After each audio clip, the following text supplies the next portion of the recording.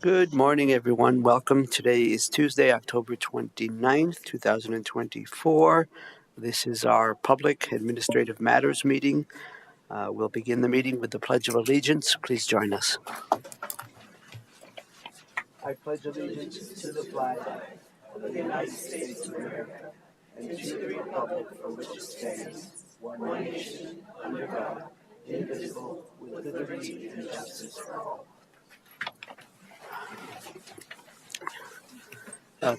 Thank you all very much for participating. My name is John Kafalis, currently the chair of the Board of County Commissioners. I'm joined by my commissioner colleagues, Kristen Stevens, Jody Sheddick McNally. Across the way, we have Lindsay Jones from the Clerk and Recorder's Office. Thank you for your good work taking notes and recording the meeting. Of course, it's a public meeting. We have our county manager, Lorenda Volker, Tom Clayton with our public affairs, and Sarah Martin with our commissioner's office. First part of the agenda, of course, is public comment. We have various folks that have signed up in person, and we'll go in the order that folks signed up. I believe the first person is Phoebe McWilliams. Is Phoebe here? Oh, hello. Hi, how are you? I'm fine. Do you want me to come to the podium? That would be very nice, and if you would be kind enough to speak, well, of course, to introduce yourself and to speak into the mic as best as you can so we can all hear you.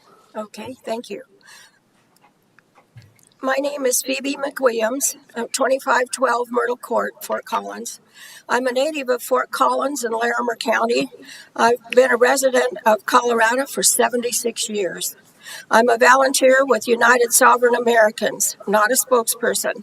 United Sovereign Americans is a nationwide organization with thousands of active volunteers in over 20 states. Today I come to you as a concerned citizen, sharing alarming information about our state's voter database uncovered through thousands of hours of research conducted by our highly qualified and credentialed data team. While the numbers are staggering and somewhat difficult to comprehend, one thing is clear. They don't add up. Just like your checkbook must balance, so must our votes. In fact, yearly audits are required by law for all public companies. Our audit of the 22 election, using only official data provided by state elections officials, shows that the 22 election may not have been accurate or legally compliant. We are not saying one candidate won over another or that any election should be overturned. The state's official data from a certified election shows that the votes, as counted, were not all valid and accurate under the law. This morning, we will present you with a resolution demanding an end to the inaccuracy and uncertainty plaguing our elections, along with a summary of our findings and the laws that apply. We are happy to meet with you to go over this information, including more detail about the specific findings. If you have questions that I cannot answer now, I will commit to getting you the answer in writing from the United Sovereign Americans executive team as soon as possible. This data and our request for an investigation have been shared with state election officials and law enforcement. It's essential that you, as our representatives, make it clear that these issues must be taken seriously. Today we come to you, our closest elected representatives, for support and action. We're asking that you listen to the resolution, ask questions if you have them, and then vote promptly for its passage. Your action on this resolution will illustrate your dedication and support to the concerns of your constituents and your country. Thank you. Our next three speakers will read the resolution in three parts, and our final speaker will conclude our presentation. Thank you, Phoebe. Thank you. The next person on the agenda on the list is it Paul Lechewski? Welcome, sir. Please introduce yourself and begin.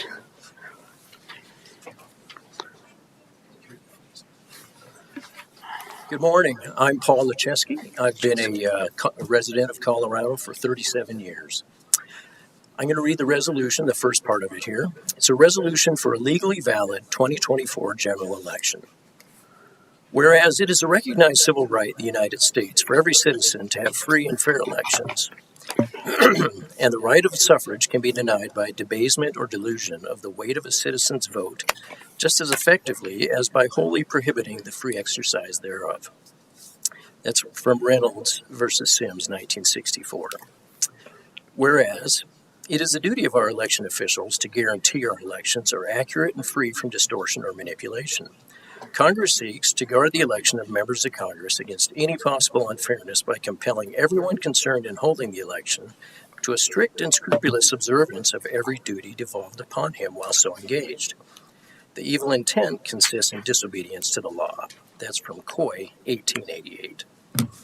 Whereas our constitutional system of representative government only works when the following four tenets of an election are upheld. The voter rolls must be accurate. That's from the National Voter Registration Act of 1993. Votes counted must be from eligible voters. That's U.S. Constitution, 14th Amendment. The number of votes counted must equal the number of voters who voted. And finally, there can be no more than 1 in 125,000 ballots in error by the voting system. That's from the Help America Vote Act, 2002. Whereas an open source audit of the Colorado 2022 general election conducted by Colorado state citizens has uncovered evidence of massive inaccuracies that violate both federal and state laws, including 1,487,389 ineligible or uncertain registration violations found within the Colorado State Voter Roll database. 100,693 votes cast by ineligible or uncertain registrants.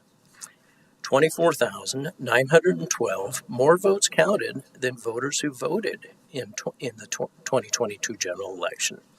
No one knows who cast those votes. 100,872 apparent voting violations in excess of the legal standard of system accuracy for a valid federal election.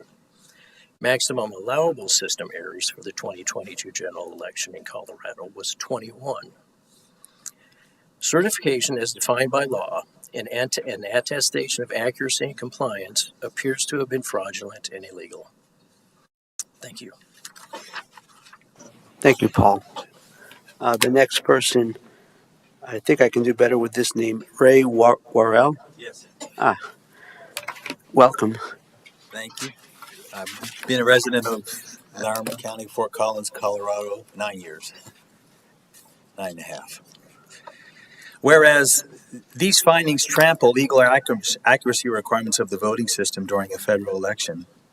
Accuracy is defined as the ability of the system to capture and report the specific selections and absence of selections made by a voter without error. Whereas the intent of the voters must be made known factually before certification can lawfully be conducted. Certification of an election that varies from the law is an abridgment of the civil rights. And fraud ab initio, that's from 1878 case Throckmorton versus United States.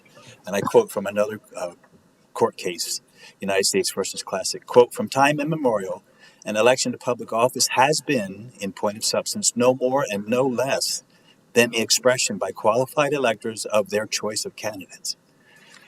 Whereas Colorado's 2022 general election appears to have been invalid, depriving us of the guaranteed protection of our natural rights under a government duly and provably chosen by us, the American people, resulting in incalculable damage to our families, our way of life, and the fabric of these United States.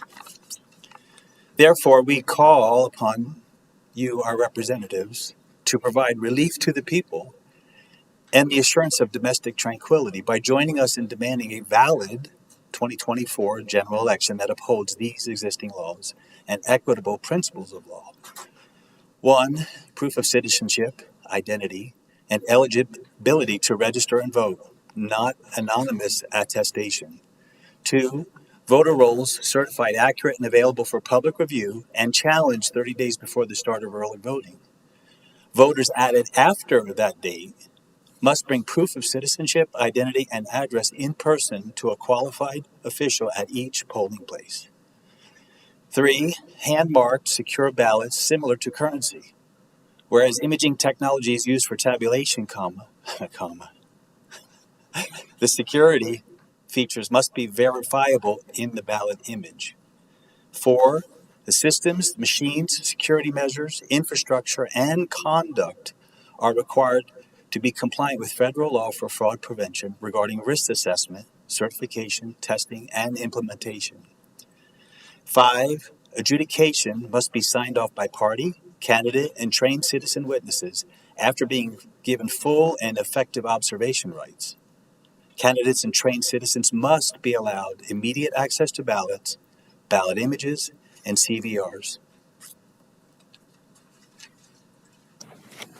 Thank you. Thank you, Ray. Next we have, is it Karen Talentine? Karen Tallentire. Thank you. Good From morning. Littleton, and I've lived in Colorado for 30 years. And I'm continuing the list that Ray started, principles for valid election. Number 6, ballots, regardless of entry source, election operations and systems, must maintain end-to-end chain of custody from voter to vote count to final canvass, including auditability and witness transfer with paper records. Number 7, an NIST compliant, randomized, statistically valid end-to-end audit with a 95% confidence level of all elections pursuant to the 14th Amendment, Section 2, must be performed. These audits are to be conducted by qualified, insured, and bonded security, forensics, or financial auditors, not personnel from within the election system. Reconciliation will include the vote count, real physical ballots, adjudication, CVRs, ballot count, qualified voter count, custody transfer, and all other paper and electronic election systems, including logs. Number 8, if the total of all unique variances above is more than 10% of the margin of victory, a new election must be held in the state for these candidates affected, unless the issues can be provably corrected by a manual hand recount and a full review of records. And number 9, waiver of requirements is not allowed. Only end-to-end system compliance from registration through certification can guarantee the intent of the people is accurately recorded. Thank you. Thank you very much, Karen. Okay.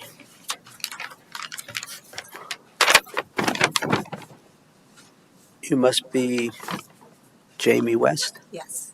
Good morning. Hi, my name is Jamie West, and I have been a resident of Colorado for 35 years. I'm also a volunteer and not an official spokesperson with United Sovereign Americans.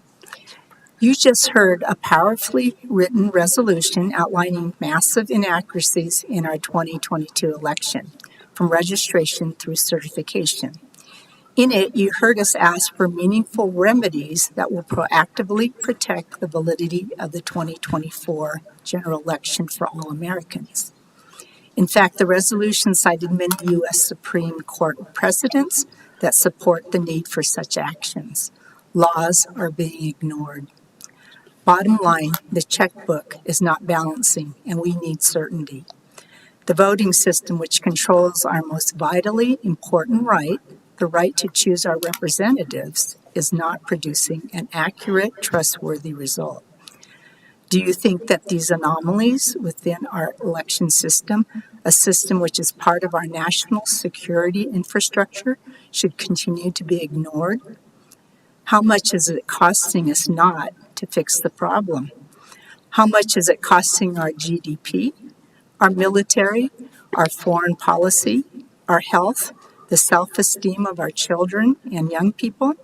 And how much is it costing our dignity to keep fighting each other? The cost is immeasurable, so I urge you to show your agreement by passing the resolution.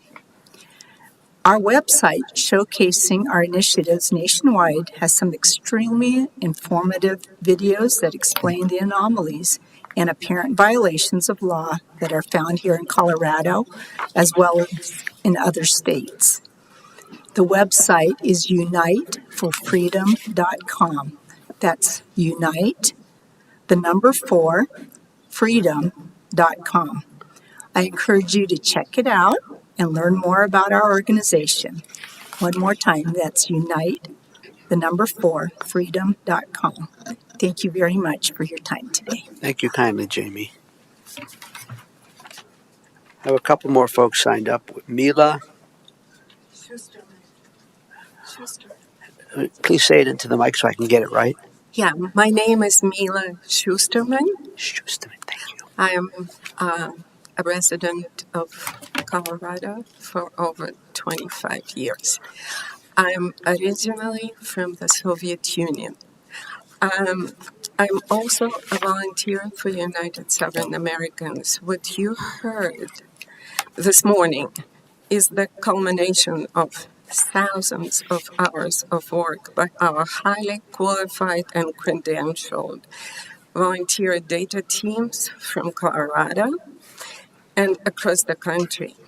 Let's step back for a second and look at the big picture. Large number of Americans, including many right here in Colorado, have questions about the trustworthiness of our elections. I think we can all agree that we wish this was not the case. But official data shows these concerns are valid, and the law says resolving them is essential in securing our liberty. At the same time, government representatives at all levels are not being transparent or responsive to what our citizen audits have found. Our right to choose our representatives in legally valid and transparent elections is the foundation upon which our constitutional republic was established. That right has been bravely protected over the past 2.5 centuries by the sacrifices of our brothers, fathers, mothers, and sisters. You on this board today have a chance to show everyone who defended American liberty and the citizens you represent that you value it also by passing this resolution demanding a valid general election in 2024. We appreciate your time and attention, and the only thing I want to say, United Southern Americans are very serious about this issue.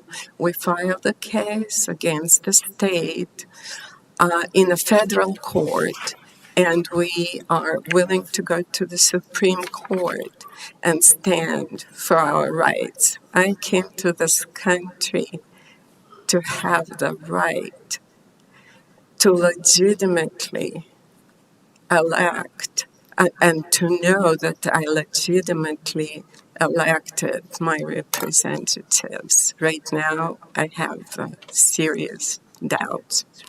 Thank you very much, Commissioners. Thank you, Mila.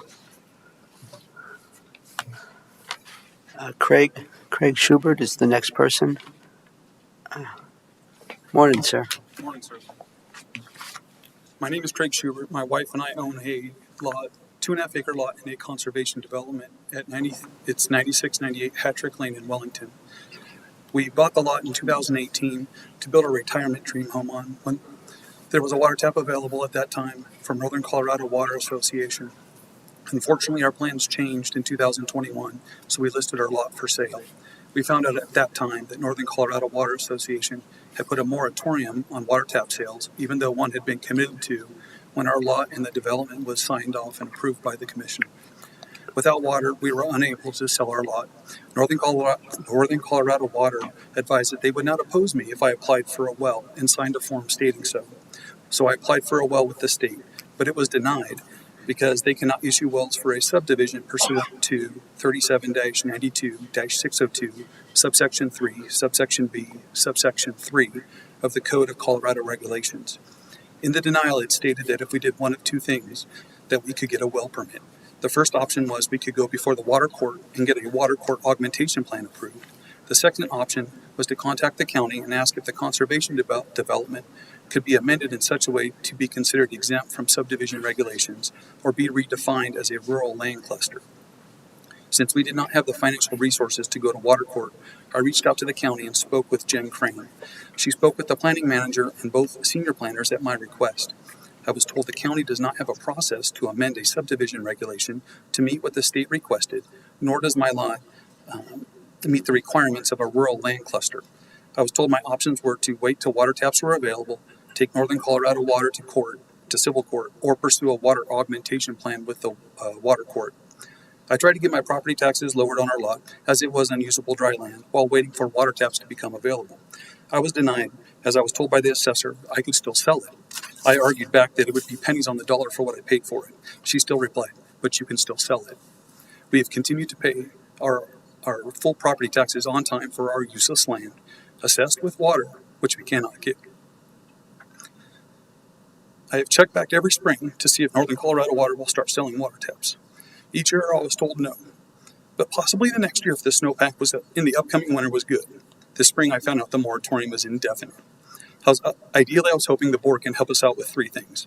First, authorize a variance to the subdivision regulations to allow for a well on our land so we can sell it. Our lot should have someone's dream home built on it. Not only would this help us out, but also the county as well, as full taxes could be collected on the lot. Second, we'd like the board to reclassify our land as residential or agricultural to lower our tax rate while we wait for the board to issue the variance to the subdivision regulation, or in worst case scenario, I have to write out an indefinite moratorium on water taps. Third, we'd like assistance applying for a substantial abatement of our property taxes for previous years due to not being able to utilize our land. Thank you. Thank you, Craig.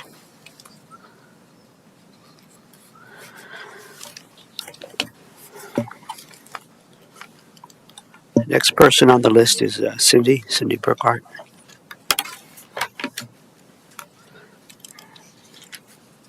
Good morning. Good morning. Cindy Buckhart, Larimer County 4-H Foundation President. For the past few weeks, we've been discussing whether the Larimer County 4-H Foundation, a 4-H entity, has suddenly been declared a nonprofit in order for Larimer County to charge for the use of the ranch facilities. Of course, the Larimer County 4-H Foundation is a nonprofit. How else would we exist? The main source of funds is the Larimer County 4-H Foundation's annual carnival, a carnival that has been going on its 65th year. The carnival is the success that has been made because as a nonprofit, many local businesses in Larimer County community make donations knowing that the foundation is a nonprofit. The Larimer County 4-H Foundation is 100% run by a board of trustees that are volunteers that believe in 4-H and the future of Larimer County through up-and-coming youth. As an elected official of Larimer County, it is your duty to represent the people of Larimer County. Are you really representing the people of Larimer County and their desires, or are you more concerned about making the ranch self-sufficient by charging a program that has always been without cost for the use of the ranch facilities? Why is it suddenly the decision of this Board of Commissioners to change the ranch to be self-sufficient when all these years it has not? Hiring a facilities worker at the ranch for Extension 4-H event support had $107,000. Is this really necessary? How about using those funds to support the Larimer County 4-H Foundation and their endeavors of supporting the youth of Larimer County? Most 4-H events held at the ranch are self-sufficient. So why the need to hire a person at over $100,000? This is certainly not helping to make the ranch self-sufficient. Is Larimer County attempting to become a for-profit? What happened to the funds the county received from the facilities at the ranch being used as a backup hospital during COVID? 4-H was displaced during this time. Therefore, a portion of those proceeds should be going to support 4-H. Until this time, we have been keeping this discussion here at the County Commissioners' hearings. However, we are now going public. We have started circulating a petition to show the support that the community has for the Larimer County 4-H Foundation, and that the foundation should not be charged for the use of the Larimer County Ranch at $12,000.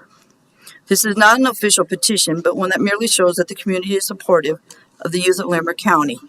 And I'll show you that we've got lots of community support. Business owners, citizens of Larimer County have all submitted signatures.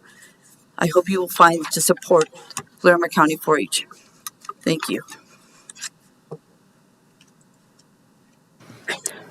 Thank you, Cindy.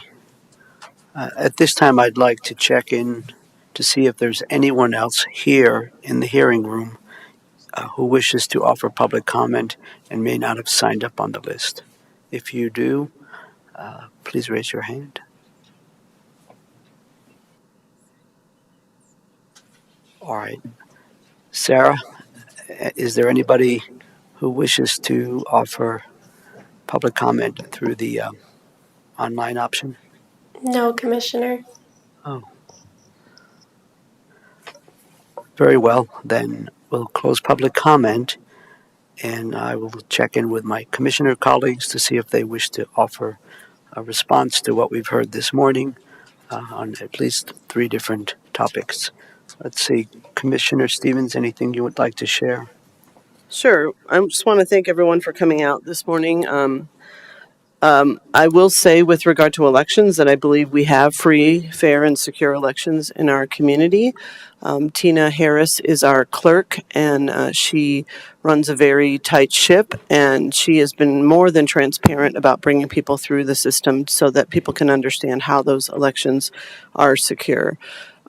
So I'm happy to pass on information to her, but we have no belief. Certainly, we'll look at the information that you've left us, but as of now, we have nothing to believe that these elections aren't fair and secure. We have bipartisan teams working with the ballots. We have a very open process. We had a open house for our counting facility. Counting by hand certainly is not more accurate than counting by machine. And the ballots are held securely for the whole process of their for the whole duration of when they're deposited in a ballot box. So, we run the risk of having people not have faith in our election system, and I don't want people to believe that our election system is unfair in any kind of way. Like I said, it is a very open process, and it's been open to the public to observe that process. Certainly, I assume your group has poll watchers and other folks that are observing, and people are welcome to do that. But we have no knowledge that our elections are insecure in any kind of way, and I want to state that for the public to make sure that people feel confident about voting this time around. If there are anomalies, those are caught and dealt with at the time. Like I said, I will take a look at the information that you provided. I'm not in any way trying to diminish what people are saying, only to say that there is misinformation out there about how secure our elections are, and I don't want people to, at this point in the election, not vote because they feel like we have an insecure system, because we do not. Second of all, with regard to Craig Schubert, that's thank you for making us aware of the situation. We'll certainly look into that. That seems like a very difficult position to be in. So we will discuss with our planners and let them and advise us on how we can potentially help with that situation. I'm sorry that you got into this situation. I don't know about the Northern Colorado water tap sales and that situation. So that is new to me, and we will take a look at that. And then Cindy, as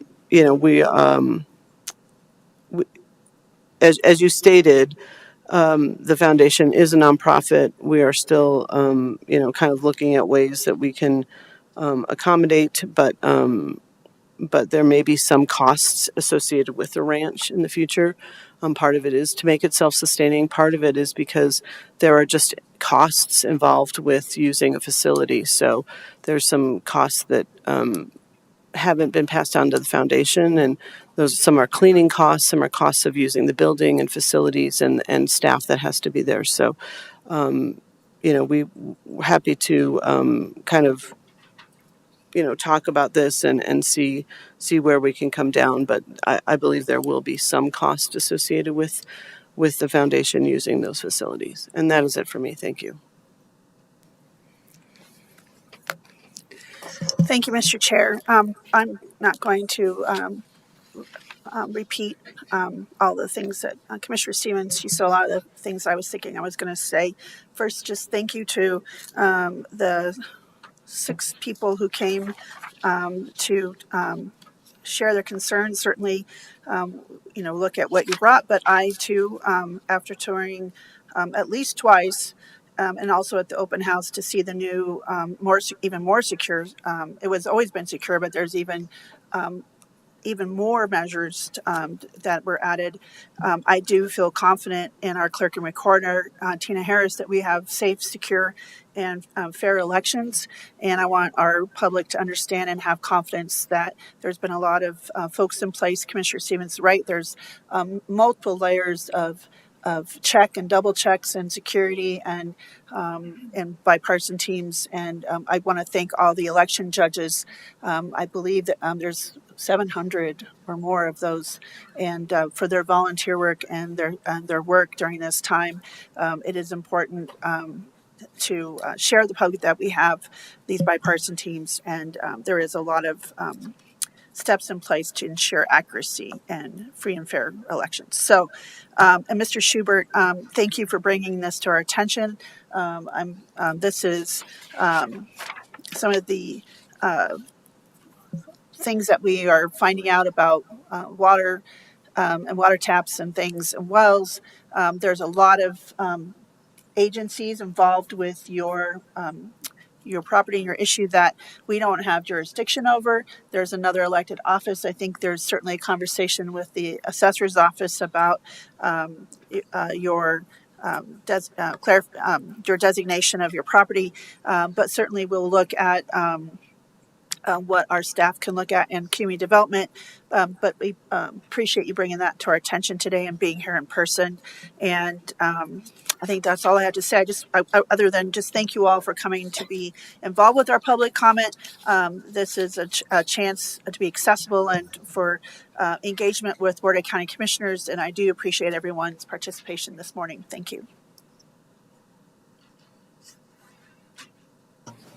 I reckon it's my turn to say a few words. First of all, thank you to the 7 folks or so that came to express their opinion about the elections.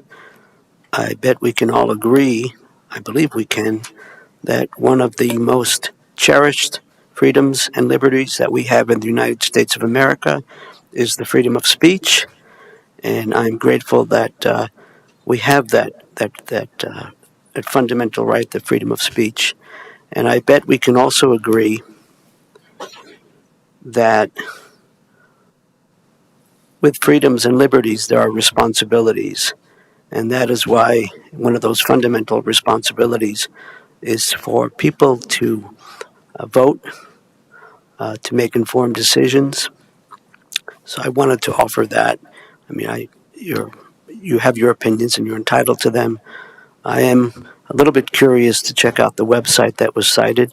I can certainly take that action, as my colleagues have stated, and it's not trying to pass the proverbial buck, but our clerk and recorder's office, they're the ones that are responsible for the Larimer County election, and based on our interactions with the clerk and recorder, our responsibility is to approve budgets for the clerk and recorder's office. We have witnessed firsthand the chain of custody, the security measures, the assurances that certainly our county elections are free and fair, of the highest integrity. And regarding data, again, it'll be interesting to check out the website to see what's official data and what's data that from other sources. I think that's important. So that's really all I have to say there. As far as the resolution, I don't know if there's a copy somewhere. Certainly we can look at it. The way it works around here, unless we were to change something, we don't just approve resolutions on the fly. So that's what I have to say about that regarding, is it Craig? Yeah, I am aware of the moratorium on new water taps for particular subdivisions that are connected with of the Northern Colorado Water Association. I think the three things that you asked for, I mean, well, we can follow up with staff, but variance, the abatement is the assessor's responsibility to go through that process, and on the reclassification of your property. So we'll follow up with staff, and I don't know what interactions you've had with our planning folks, and so that's the best I can do there. And Cindy, you are persistent with your advocacy. Part of the challenge, to be quite honest, I mean, appreciate all the many years of service that you've done, but to be honest, there are sometimes different narratives here and what, dollar amounts and how well we're supporting 4-H Foundation and 4-H clubs. And that's honestly part of the challenge. Appreciate that you've gathered signatures. Be interesting to see, how that process is unfolded. That's all I have to say there. I reckon I'm done. We can move on. You're welcome to stay. But otherwise, we wish you a good day.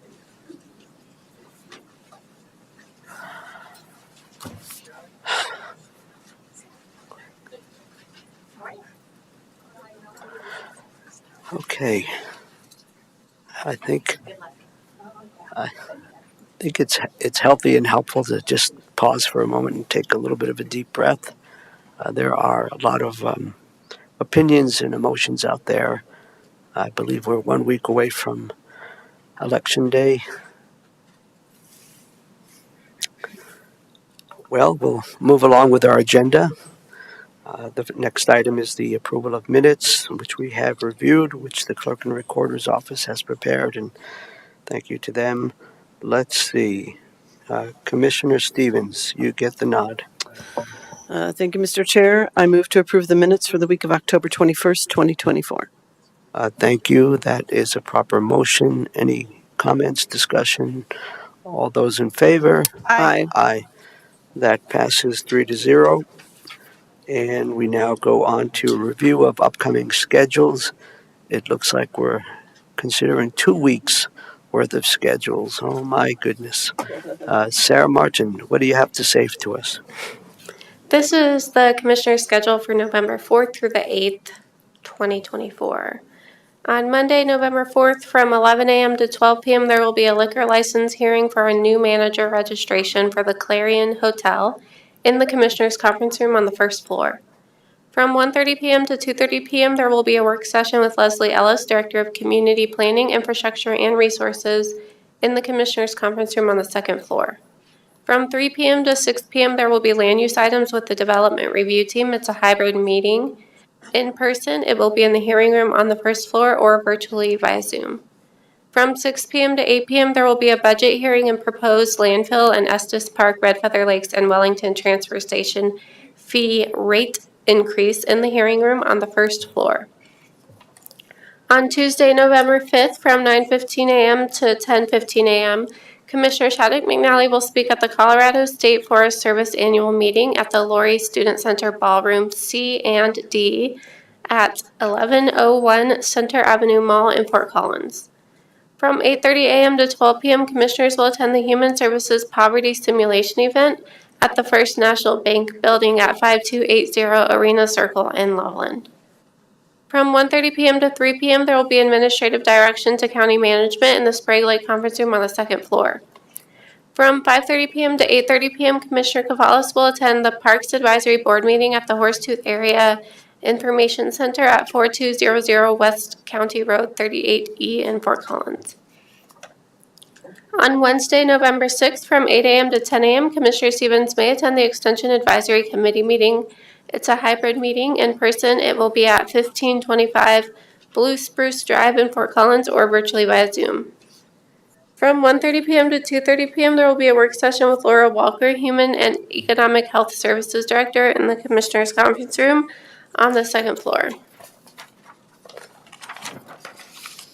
From 2:30 p.m. to 3:30 p.m., there will be a work session with Lori Hodges, Director of the Office of Emergency Management, regarding lessons learned in the Commissioners' Conference Room on the second floor. From 6:30 p.m. to 8 p.m., Commissioner Stevens may participate in the virtual North I-25 Coalition meeting. On Thursday, November 7th, from 8 a.m. to 5 p.m., Commissioner Stevens and Shattuck McNally will attend the Counties and Commissioners Acting Together Fall Retreat at the Champa Arts Building at 1245 Champa Street in Denver. From 3 p.m. to 5 p.m., Commissioner Shattuck McNally may attend the City of Fort Collins Annual Business Appreciation Celebration at the Colorado State University Translational Medicine Institute at 2350 Gillette Drive in Fort Collins. From 4 p.m. to 7 p.m., Commissioner Cavalas may attend the Colorado State University One Health Day 2024 at the Canvas Stadium Club at 751 West Pitkin Street in Fort Collins. From 6 p.m. to 8 p.m., Commissioner Stevens may attend the North Front Range Metropolitan Planning Organization Planning Council meeting. It's a hybrid meeting. In person, it's at the Loveland Public Works Administration Building at 2525 West 1st Street in Loveland, or virtually via Zoom. On Friday, November 8th, from 8 a.m. to 5 p.m., Commissioner Stevens and Shattuck McNally will attend the Counties and Commissioners Acting Together Fall Retreat at the Champa Arts Building at 1245 Champa Street in Denver. From 8:30 a.m. to 2:30 p.m., Commissioner Cavalas will participate in the virtual State Board of Human Services meeting. From 6 p.m. to 8 p.m., Commissioner Cavalas may attend the United Way of Larimer County Big Hearts for Little Learners fundraiser event at the Lincoln Center at 417 West Magnolia Street in Fort Collins. And this is the schedule for November 11th through the 16th, 2024. On Monday, November 11th, county offices will be closed in observance of Veterans Day. On Tuesday, November 12th, from 9 a.m. to 12 p.m., there will be an administrative matters meeting in the hearing room on the first floor. From 12 p.m. to 1 p.m., Commissioner Shattuck McNally may participate in the virtual National Association of Counties Environment, Energy, and Land Use meeting. From 1:30 p.m. to 3 p.m., there will be an executive session pursuant to Colorado Revised Statute 24-6/402 for a personal matter regarding the annual evaluation for the county attorney. This will take place in the Commissioners' Conference Room on the second floor. From 4 p.m. to 7 p.m., Commissioner Shattuck McNally may attend the Platte Basin Roundtable meeting. It's a hybrid meeting. In person, it will be at the Southwest Weld County Building at 4209 Weld County Road 24 and a half at Longmont, or virtually via Zoom. From 6 p.m. to 9 p.m., Commissioner Cavalas may attend the Environmental and Science Advisory Board meeting. It's a hybrid meeting. In person, it will be in the Carter Lake Conference Room on the first floor, or virtually via Zoom. On Wednesday, November 13th, from 8 a.m. to 9:30 a.m., Commissioner Cavalas may attend the Workforce Development Board meeting. It's a hybrid meeting. In person, it will be in the hearing room on the first floor, or virtually via Zoom. From 12 p.m. to 1 p.m., Commissioner Shattuck McNally may participate in the virtual National Association of Counties Environment, Energy, and Land Use meeting. From 12:30 p.m. to 3 p.m., Commissioner Cavalas may attend the Agricultural Advisory Board meeting. It's a hybrid meeting. In person, it will be at 1525 Blue Spruce Drive in Fort Collins, or virtually via Zoom. From 6 p.m. to 9 p.m., there will be a Commissioner/Planning Commission work session in the hearing room on the first floor. On Thursday, November 14th, from 11:30 a.m. to 1 p.m., Commissioner Shattuck McNally may participate in the virtual Larimer County Interagency Oversight Group meeting. From 1 p.m. to 2:30 p.m., Commissioner Shattuck McNally may participate in the virtual Colorado Communities for Climate Action Policy Committee meeting. From 1:30 p.m. to 3:30 p.m., Commissioner Shattuck McNally may attend the Office on Aging Advisory Council meeting. It's a hybrid meeting. In person, it will be at the Larimer County Loveland campus at 200 Peridot Avenue in Loveland, or virtually via Zoom. From 4 p.m. to 6 p.m., Commissioners Cavalas and Shattuck McNally may attend the Community Foundation of Northern Colorado Gathering of Gratitude at Grimm Brothers at 815 14th Street Southwest, B100 in Loveland. On Friday, November 15th from 8:30 a.m. to 9:30 a.m., Commissioner Shattuck McNally may participate in the virtual Forest Health Council Legislative Committee meeting. From 8:30 a.m. to 10:30 a.m., Commissioner Shattuck McNally may participate in the virtual Northern Colorado Partners meeting. From 10 a.m. to 12 p.m., Commissioner Shattuck McNally may participate in the virtual Colorado Fire Commission prescribed fire subcommittee meeting. And on Saturday, November 16th, from 9:30 a.m. to 2 p.m., Commissioner Kafalis may attend the Larimer County Warrant Clearance Event and Community Resource Fair at the Larimer County Justice Center at 201 LaPorte Avenue in Fort Collins. Thank you. Thank you for your due diligence in compiling all of the fun activities that we are scheduled to participate in. Colleagues, do you have any questions or feedback? Commissioner Stevens? Yeah, thank you, Mr. Chair. So on Thursday, November 7th, I'll probably go on virtually to the Go NOCO 34 TMO board meeting, which is on my schedule, but as a maybe, and then the US 34 coalition meeting.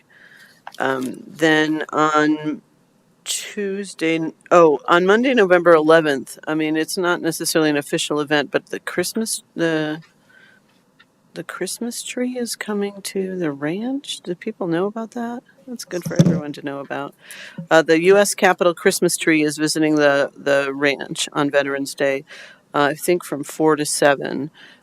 So it should be fun. I think Santa's going to be there too. So I will be in attendance at that. Then on Tuesday, November 12th, from 11:30 to 12:30, I will be on a local government panel at ClimateCon at CSU campus at Laurie Student Center. And then the only other thing is, while I will be likely out of town on the 14th and the 15th, I probably will take the meetings I have online. So the DDA board meeting is not online. I might take that before I go out of town. Then the NACO transportation meeting, the URA finance meeting, these are all on my calendar, as sort of maybes. And then the Middle Income Housing Authority board meeting on Friday. I should be able to take most of those. So thank you. Thank you, Commissioner. Commissioner Shattuck McNally. Thank you. Wanted to make sure the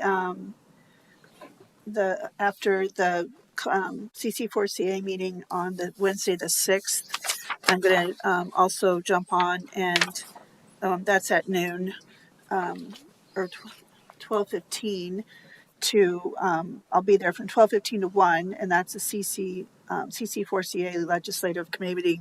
Then I'll go on to the regional opioid abatement meeting with the Colorado Attorney General's office at 1 to 1:30 before our work session, and that's on November 6th. Those are really important meetings. And then I am going. You do have the appreciation event on the business one, and then on the 8th, you have us both. Okay. So then on the 11th, I was always planning to go to the Christmas tree event. I've been sharing that far and wide. Every meeting I've been going to the last 3 weeks, sharing about the Christmas tree event at the ranch. That's on my calendar. I want to make sure that is noted. It's not in the calendar, but I want to make sure that's noted that we'll probably all be attending. But I've been sharing that far and wide because I think it's really exciting. I think it's the first time it's come through Larimer County, so it's really a big deal. It's a tree coming from Alaska going to the U.S. Capitol, so hope everyone will join us. And then on the 12th,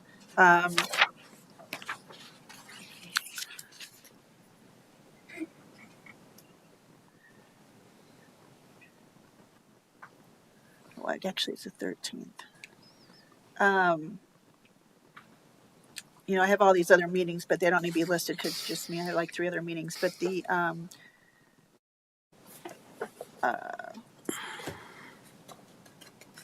There is, well, those are just things, so that doesn't need, they're on my calendar, they don't need to be listed because we don't do all that. On the 15th, I also am, there was one that was the Gathering of Gratitude. I think that's, oh, what was the one on the Friday? I think they're all there.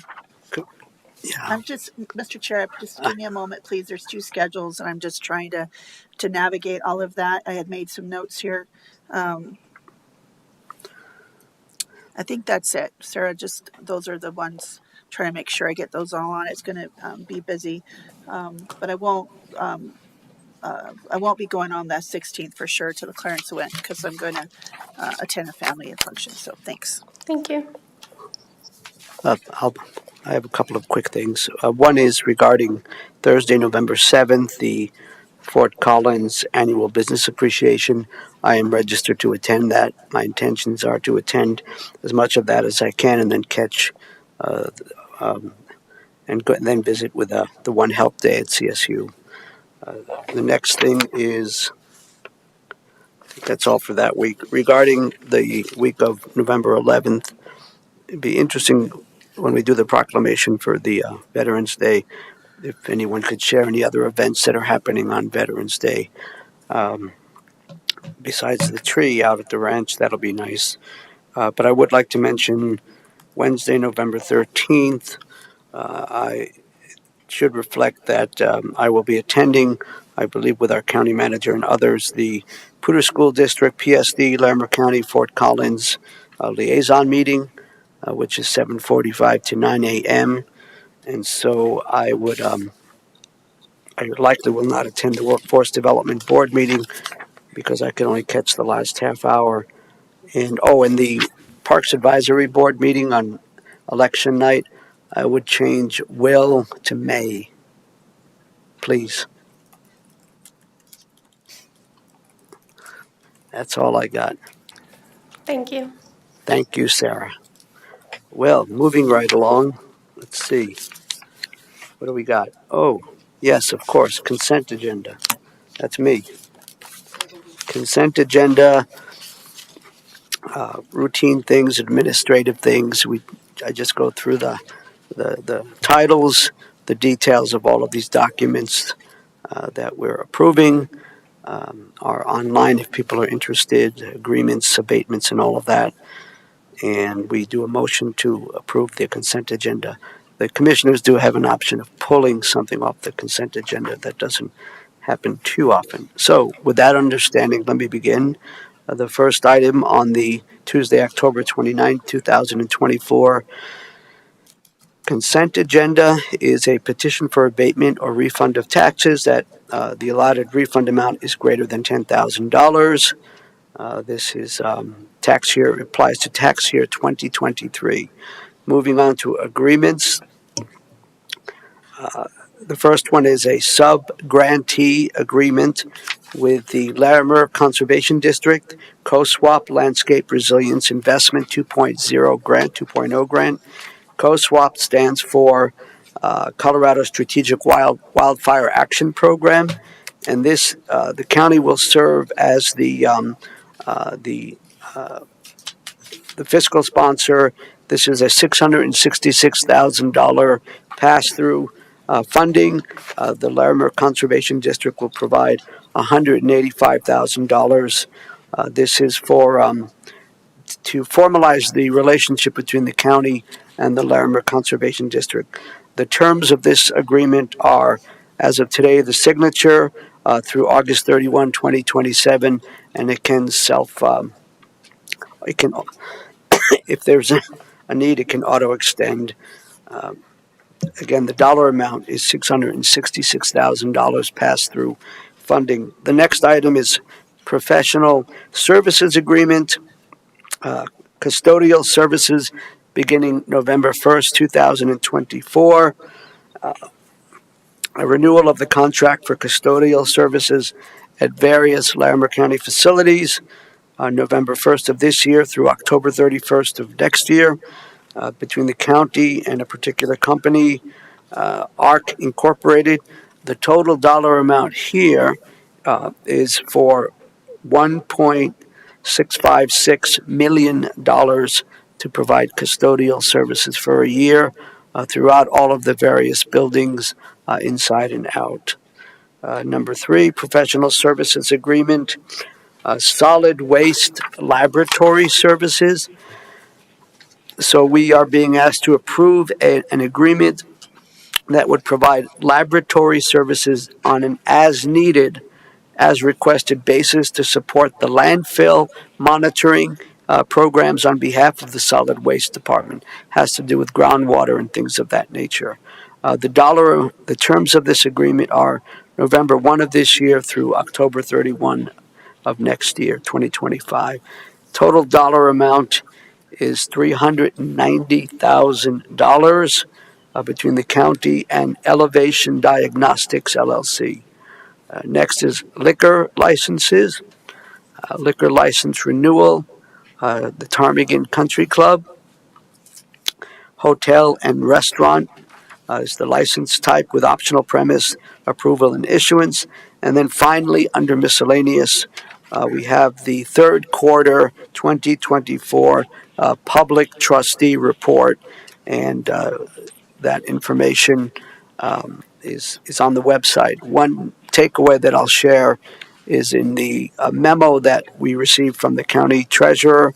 It does indicate a slight decrease in foreclosures, and expecting that trend to continue. That is all. Do either of my colleagues wish to remove anything from the consent? I didn't think so. Let's see. Whose turn is it? I think it's your turn. I'm sorry, I lose track. There's a lot going on here. Please offer the motion. Thank you. I move to approve the consent agenda for October 29th, 2024. Thank you. Proper motion. All those in favor? Aye. Aye. That passes 3-0. Thank you, colleagues. We don't have any guests that are on the agenda. We can now move on to discussion items, which I reckon is why you're all here. Is that true? Nod? Yes. Okay. The first proclamation supporting Operation Green Light for Veterans, November 4th through 11th, 2024. This is a tradition that we've done here at the county for a number of years. Who's going to speak to this? Oh, and we do have somebody here from the Veterans Service Officer. That's very nice of you to come. Good morning, sir. Good morning, Commissioners. Ken Cooper, Facilities Director. I'm here with a few of our staff, Matt Townsend, Chad Fry, and Rowdy Putnam, our newest member. He's the electrician on our staff, and we'll be actually doing the install of the lights that we acquired here. It's our third year, right? So very excited. We do a lot of daily activities through facilities, but I would say that this ranks at the very top of the things that we get really enthusiastic about. It's a very neat program. Love the fact that the county wants to support this. Tricia probably has some words that she wants to share from the Veterans Services Office, but as in the past, we'll be lighting up this building as well as the Loveland campus on Peridot, and that'll happen starting the evening of November 4 and run for 1 week through Veterans Day, November 11. So I think that's all I have to share, but certainly would answer any questions. So. Thank you, Ken. Let's see, Tricia, do you want to add anything, perhaps? And then we'll see if there are any questions. We'll read the proclamation. We can offer comments after that. And then, I guess we'll have to take a picture. Morning. Good morning. I'm Tricia Reynolds with Program Supervisor for the Veterans Service Office. When we talked about this idea, we didn't know if the county would do this, and Ken jumped in with both feet, and we were so thrilled that we can honor our veterans in this way. And it's NACO, the National Association of County Offices, I think that's what it stands for. They post pictures every year, and hopefully we can do that this year to honor Larimer County and what they do to support our veterans. Commissioner Kafalis, you had asked about events. There's the parade in Loveland that happens every year. It's on the 11th at 11/11 every year, and it's known to be one of the biggest parades in the United States. I didn't know if you knew that. They do the bell ringing also on Veterans Day in Loveland. They go around it way before the sun is up and ring bells for veterans. Some people love it, some people don't, but it's a great way to, again, it's a tradition in Loveland. The other thing I did notice, the Veterans Plaza on the 9th, so that's that Friday, they're doing a ceremony, a little ceremony, missing man and something else, but the Veterans Plaza is doing that. I can email, I'll have Savannah help me draft an email to you so that you just are aware of any other events that may be happening from the local organizations in the community. Thank you again for supporting our veterans and allowing the county to participate in Operation Greenlight. Thank you, Trish. Thank you, Ken. Colleagues, do you have any questions for these folks? Again, we'll save comments and all of that after we do the proclamation. Do you have a question? Ken, I just want to say thanks, but just curious, I think we also use kind of energy efficient green bulbs, right? Are we trying to be energy efficient with that? I'm just curious. I just want to clarify that because I think that's kind of a cool thing. We're incorporating our climate goals in with this as well. That's correct, yeah. Yes, they're LED and we're pleased to use them. So Matt worked hard a few years ago to get those from overseas. We had to go to find those, and they've lasted well, and we're thrilled to put them back up. So thank you. Thank you, Commissioner. Do you have any questions at this time? Then let's see. Commissioner Stevens, would you be kind enough to read the proclamation? Yes, Mr. Chair. This is a proclamation supporting Operation Greenlight for Veterans, November 4th through 11th, 2024. Whereas the residents of Larimer County, Colorado, have great respect for the veterans who have selflessly served our country in the armed forces, and whereas our community has a continuing sense of gratitude to those who have given so much in the defense of the freedoms we all enjoy, and seeks to honor these individuals who have placed themselves in harm's way for the good of all, and whereas veterans continue to serve our community in the American Legion, Veterans of Foreign Wars, volunteer organizations, religious groups, local governments, and in many other ways. And whereas approximately 200,000 service members transition to civilian communities annually. And whereas studies indicate that between 44% and 72% of service members experience high levels of stress during transition from military to civilian life and are at a high risk for suicide during their first year after military service. And whereas Larimer County is honored to support our Veterans Service Office staff who provide assistance to veterans and their family members in our community. And whereas Larimer County appreciates the sacrifices of our United States military personnel and believes specific recognition should be given to them in appreciation of their service and to demonstrate the honor and support they have earned. And whereas Friday, November 11th, I think it's Monday, is Veterans Day. Therefore, be it resolved that Larimer County will participate in Operation Greenlight for veterans during the week of Veterans Day from November 4th to 11th, 2024, to demonstrate support and honor the service and sacrifice of our men and women in uniform transitioning from active service.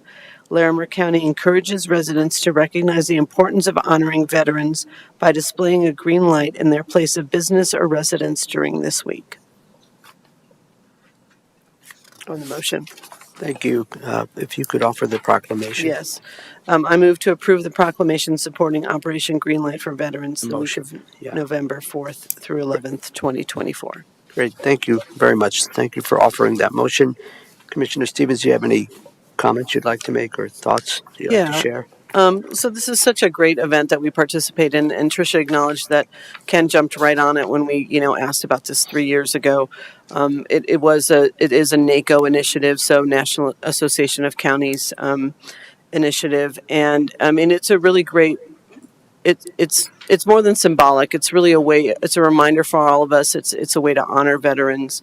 And it's just so great that Ken and your team, you all jumped on this, and I'm glad that you enjoy doing it too, because it's something that I think I don't know that we sprung it on you last minute 3 years ago, but it was something that you had a very quick turnaround time that you made happen, and we really appreciate that. And it really is visible to all our community members as they pass by the buildings in the evening, and it actually is really beautiful. Like if anybody's walked around the buildings, I walked around the buildings to take photos. I don't think the photos do it any justice, but it just is such a nice memory, and I know it's great to honor veterans in that way. And Tricia, thank you for being here. And I think we all attended the Veterans Stand Down event that happened, and the proclamation acknowledges that veterans often deal with some mental health issues and some suicide ideation after leaving the service. But we also know that many end up homeless and have ended up homeless. And so the Veteran Stand Down event that happened last week was a lot of community organizations coming together to really support veterans that are experiencing homelessness and trying to get them into homes and back on their feet. And so just a lot of great work being done in the community. So I thank you all for doing that work. Hats off to you, electricians and people who make things happen that many of us do not know how to do that work. So we are truly grateful. Thank you. Thanks, Commissioner. Commissioner Shattuck McNally. Ken, Matt, and everybody, just thank you for making this happen and possible. And it's really great. I'm not going to repeat some of the same things, but I'm just going to do it. It's just great to have that enthusiasm and that partnership with you all, and just appreciate just what amazing job it is. I have dozens of pictures on my phone from the last few years, and we just started this as we came on the board. In the National Association of Counties, this is a big deal, and so I'm really grateful when we said, hey, can we do this? It's pretty cool. And both Commissioner Stevens and I are set on, we go to these National Association of Counties, conferences, but we also sit on at least one. I sit on two. I think Commissioner Stevens does too. The steering and caucus meetings. So it's an organization that we're really involved with, and it's just great to be one of those counties who are involved with this. And so, it's just really important for us to use this Operation Green Light for veterans, really to literally shine a light on the issues veterans face and highlight, kind of these resources that are available here at the county, the Veterans Service Office, and also state and federal levels, and how we need to work together to take care of our veterans. And it's the least we can do for their service and their sacrifices. It's really, I did attend the Veterans Stand Down. It was really important to see that, and thanks to Veterans Together volunteers also who were there and helped organize. It was really important to see all the community coming together. I think this is the 6th or 7th year they've done this, I believe. 15th. Okay, I think she was meant. Maybe it's something else she was meant. Jen has been involved for maybe the last 6 Okay. years. So that's probably what she was saying. Okay, but just a lot of dedicated volunteers to make sure and these are probably veterans helping take care of veterans, and I think that's what's really special. My family and I are unfortunately a member of the Mission 22 or the 22 Club, which is Veterans Lost to Suicide, and so this is near and dear to my heart to understand how we lose so many veterans who come home to stress and behavioral health issues. So it something that we've done for a while, because we have, before we even lit up the county, I have a green light bulb, but I really practice dark sky stuff at our house since we live in unincorporated Larimer County, but we do put on that green light bulb in November. So it's something that is near and dear to our heart, and thinking of my family today. So just appreciate this opportunity to make sure we also raise this awareness in the community around Veterans Day. I will be participating in the parade. I hadn't put that on my calendar. I've been asked to participate for many, many years. And when it goes by some of the schools, I've been volunteering even before I became commissioner to help. They get the students out. They come barking by Truscott Elementary, and all the students line with all the flags. And I've had the honor and privilege to ride with the bell ringers at 4 a.m., which means you get up at 3. But what a great, important group. And they take such pride in that. And I actually pulled for a half hour ringing the bell. Literally like this for a half hour, the rope, trying to ring the bell. But I just loved it, and it was such an honor. And we're about ready to lose one of those veterans to cancer. And so I'm just giving you a shout out, buddy. Thank you for allowing me to be part of your life. So this means a lot to me this year in more ways than one, and just grateful for all the work that you do. And Tricia, thanks for being here today and being so welcoming on Friday. And make sure if you are out in the community, think veteran, not only today, but every day, and do what you can to support them. There's housing and food and these events that happen, and we need to do this year round. So thank you. Thank you, Commissioners. I'll just, first of all, mention that the proclamation does state that Friday, November 11th is Veterans Day, and for the record, it's Monday, November 11th. Yeah, just things happen when they're written. Um, and if did you correct it already? Well, I didn't have time to correct it. As I was reading it, but I was thinking it was wrong. Yes, and I'm just trying to be helpful. Sure. Yeah. Thank you for Okay. being very And diligent about that, Commissioner. so I don't think I need to just appreciate the relationships and the service that folks have done, and our Veterans Service Office, and there were a lot of good organizations at First United Presbyterian Church with the Veterans Stand Down, Healing Warriors Program, Elks Club, American Red Cross. So, I mean, a variety of groups providing services to folks. Our Veterans Service Office was there too. So I guess that's all. Thank you, colleagues, and I believe we'll pause now, and we have a proclamation. We have 3 copies. We'll take pictures. We need to vote? We have a motion on the table, Mr. Chair. Thank you for. Yes, we do. There's a motion before us. Any further discussion, colleagues? All those in favor? Aye. Aye. Aye. A motion to approve the proclamation supporting Operation Greenlight for veterans the week of November 4th through the 11th. Now we'll pause.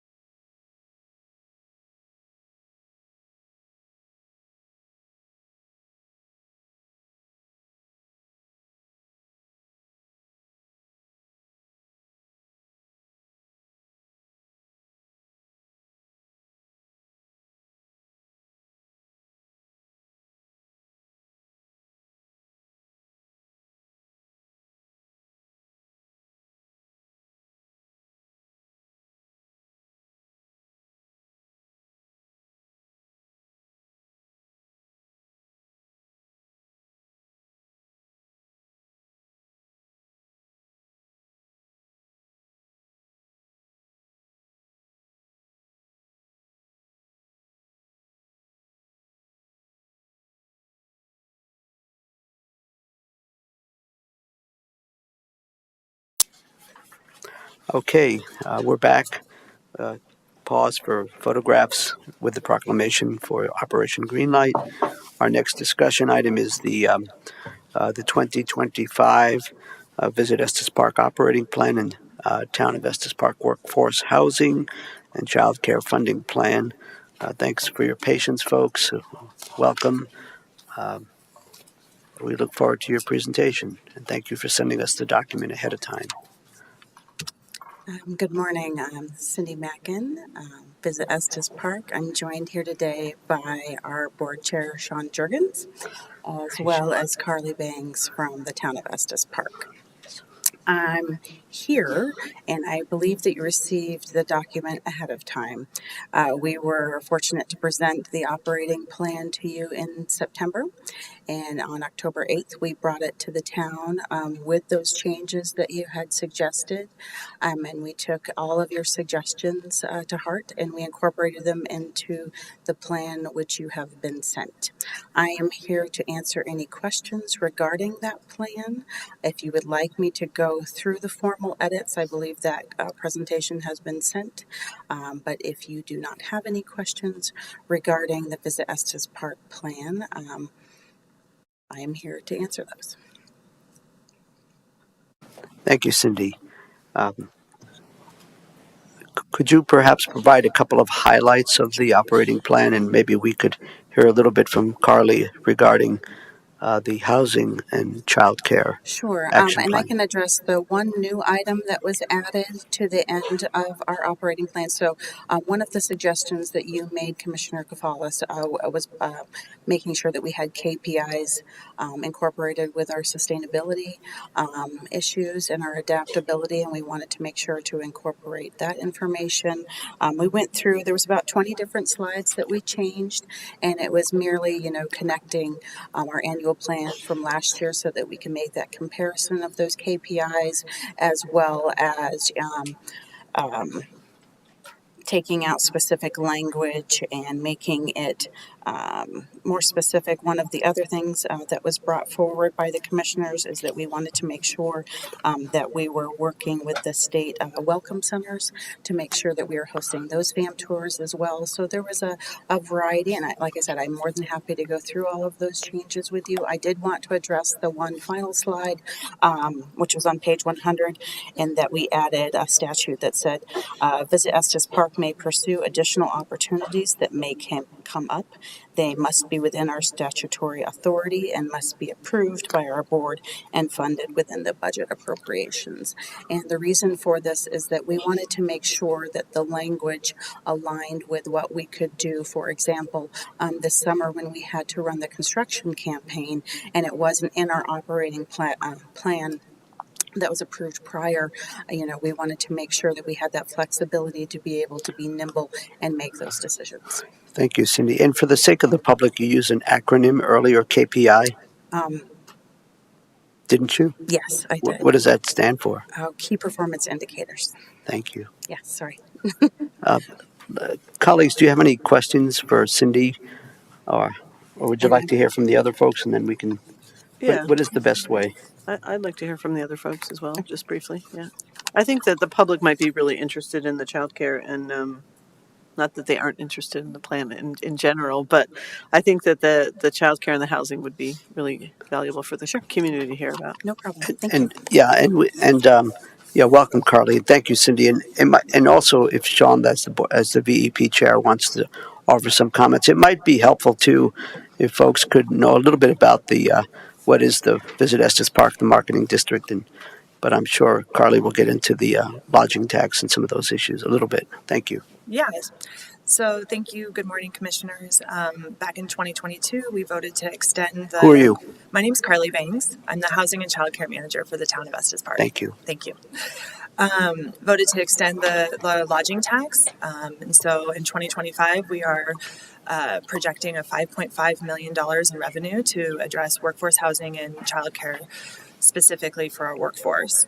The plan, as it was presented at the joint study session, outlines the different priorities and how we plan on addressing those issues, specifically with workforce housing, to purchase and develop land, and purchasing existing land as well as or existing developments, creating funding assistance programs such as rental assistance or down payment assistance or deed restriction purchase program, as well as increasing staff at the Estes Park Housing Authority. We in the past have transferred 88% of the revenue directly to the Housing Authority to address those needs. As you noticed in the 2025 plan, we have changed that breakdown to be 80%. So 80% will be going to the Housing Authority and 20% will be retained by the town in my position to address the child care needs. The priorities for use of funds for childcare are tuition assistance programs. This last year, we were able to step in and use 6E funds to provide assistance to families who would normally have been eligible for CCAP, but because of the freeze, we're not able to receive that assistance. So in Estes Park, or in Estes Valley, those families were able to receive assistance this last year, and we plan on doing that next year as well. In addition, we are addressing workforce challenges by providing subsidies and grants to child care providers and individuals in the early childhood workforce. That's resulted in a livable wage. Well, it was a livable wage in 23, and now we're working on increasing it again. childcare providers have a minimum wage of $20 an hour if they receive 60 funds, and 16 for aides and paras. So that's been a significant opportunity to retain a lot of childcare providers. Additionally, the funds go to support school-age programming and out-of-school programs, so summer, after school, etc. Been working with the Larimer County Boys and Girls Club with that. We have a site up in Estes Park. As well as supporting capital expenditures and facilities. So in addition to some of those minor edits based on the comments at the joint study session, the plan was also updated to include recent acquisitions. The Housing Authority acquired 2 properties that were vacation home short-term rentals and are converting those to workforce housing. Beginning on the 1st, one of the developments, 20 units, will be, they're leased up and they're moving people in on the 1st already. Those 20 units, in addition to another 89, has us over 100 workforce units on the docket before the end of the year. So that's really exciting. In addition to that, in October, we also closed on a childcare facility, the town did, in order to retain 40 preschool childcare slots in the town. So those updates, all those closings happened in October. So those had to be updated in the plan.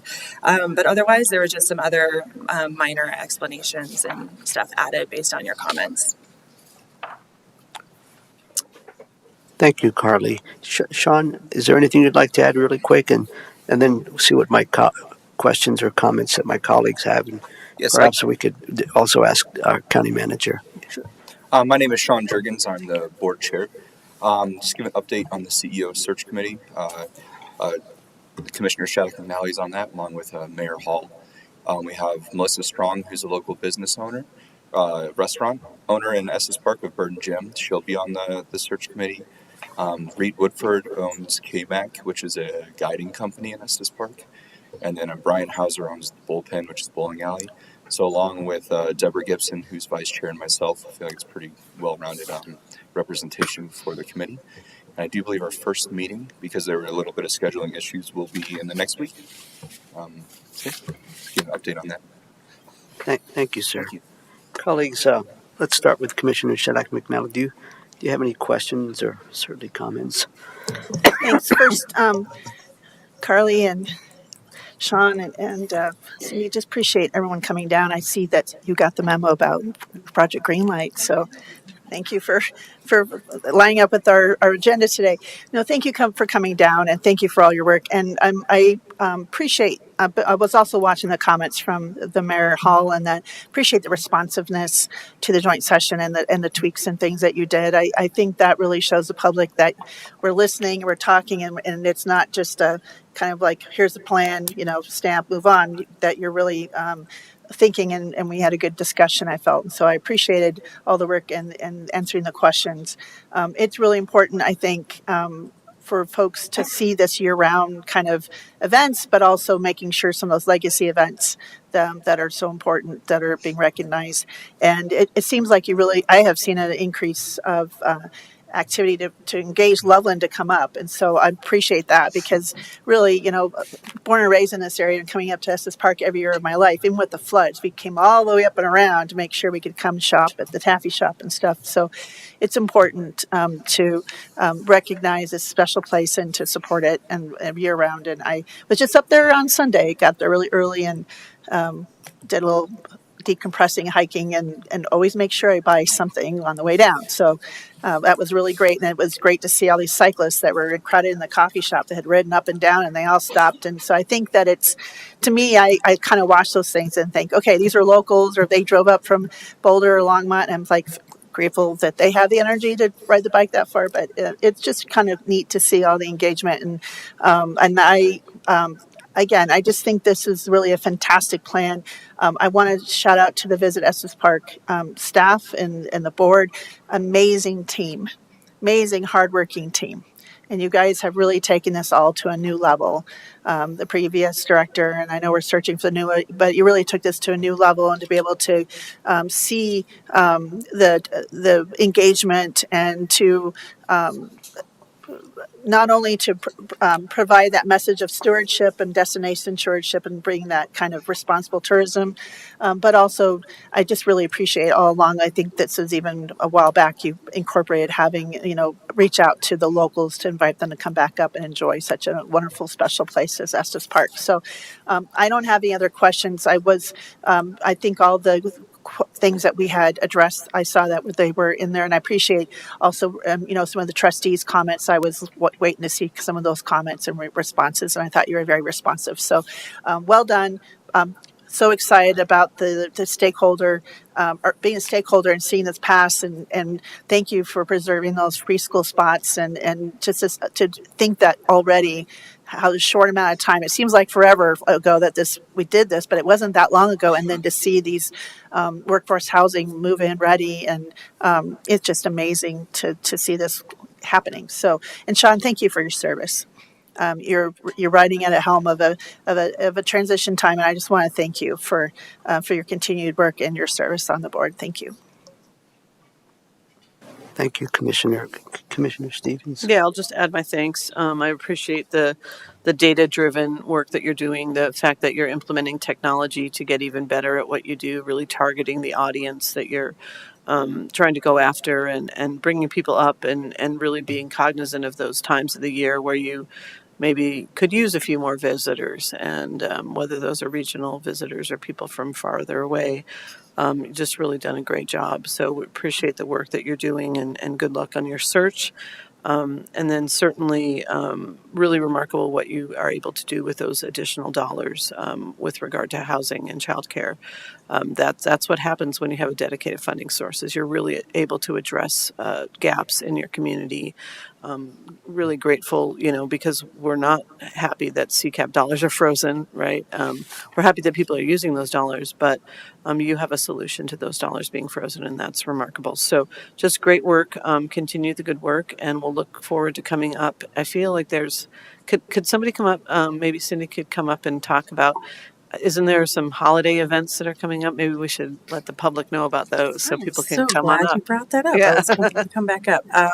Actually, we broke ground yesterday on our caisson, which, if you're familiar with, is infrastructure that's going into Bond Park, that is going to erect our brand new LED light show, 36-foot holiday tree that is going to be lit on November 23rd. Please make sure to mark your calendars. It is going to be in the centerpiece of Bond Park. Most of the holiday lights are up throughout the town, but that is the official kickoff to the holiday season. On November 29th, we have the Catch the Glow Parade, and then we have two signature events that we are producing Visit Estes Park, which are on December 7th, which is the Snowman Festival. It's the very first year that we're having this festival, and there's a very fun scavenger hunt throughout 30 stores throughout town of finding all of the different snowmen. It's a free, fun, family-friendly event. And then we have reindeer and breakfast with Santa the next day. And then on December 21st, we have the Sweet Stroll, which is engaging with all of our wonderful sweet shops in town. And it's a free family event also. On December 21st, and then the next day, again, we have reindeer and Santa and snowman and all sorts of different things that are happening during the holidays.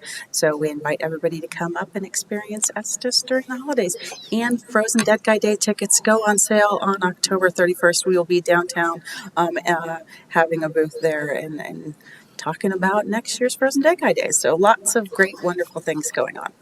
Thank you. Yes. And before you sit back down, for those of us who may not have a photographic memory, can you tell us the website, the Visit Estes Park website, so folks could look that up? Yes, of course. Thank you. VisitEstesPark.com. Thank you. So my comments, I'll be brief. I just appreciate the evolution of the Visit Estes Park operating plan. I think we had our joint work session, I believe it was September 9th, and a lot of good discussion, a lot of good suggestions were raised, and some of the updates that are in the plan that, again, is available online here at the county. It wasn't just suggestions coming from the commissioners. The town trustees certainly had weighed in in an informed way.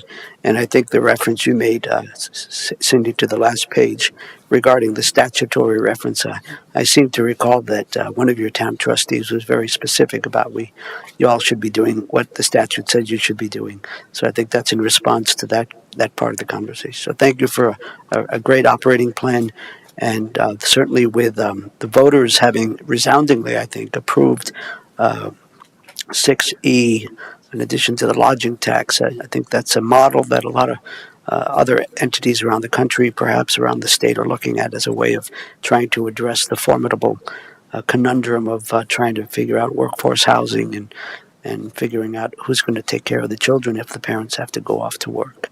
Oh, and finally, and then I'd like to ask maybe our county manager if you want to share any wisdom and perhaps provide a tiny bit of context of why we have this joint or this approval thing. But I do want to say in closing, my wife and I were up there in September, and we had a lovely time, and we had a really very nice a hotel host. Yes. Yes. We'll leave it at that. Thank you. Thank you so much. Brenda, you want to share some thoughts? Yes, thank you, Commissioners. I think just to back up, the marketing district was formed years ago by voters who agreed to tax lodging to market the area. And the district exceeds beyond the boundaries of the city limits. And so there's a board of directors that is made up of appointees by both the Board of County Commissioners and the town. And so each year, Visit Estes Park comes before both of these bodies at a joint study session, talks about what's in their plan, receives feedback, and then adopts that plan. And so I know the town has adopted the plan already. We typically let them go first because they have much more direct connection to what goes on with the businesses, although we are also very connected and very concerned about what goes on up there, as you well know. And I really want to applaud you all for your adaptability this year. There were a lot of questions because it's sort of the first real operating year using these new dollars for housing and childcare, and looking at maybe KPIs around how do we know we're doing good work. And you all answered every question along the way openly and clearly, and that's the relationship that this group should have. And so I just wanted to applaud from a staff perspective how easy you all made it to receive feedback, make those changes, and then ultimately get a plan adopted that we can go forward with for 2025. Thank you. It was a team effort, and we did hear you, and we were happy to make those changes. So thank you. Good process. Thank you, Cindy. Thank you, colleagues. I believe there's a motion. Commissioner Shadrack McNally, would you be kind enough to offer that motion?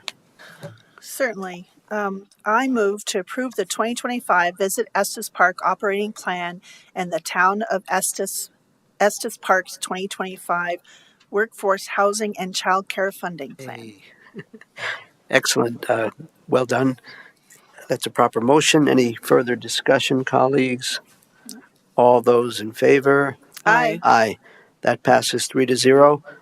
Thank you for coming down from the mountain. I hope you get a little bit of snow up there, but you drive safely.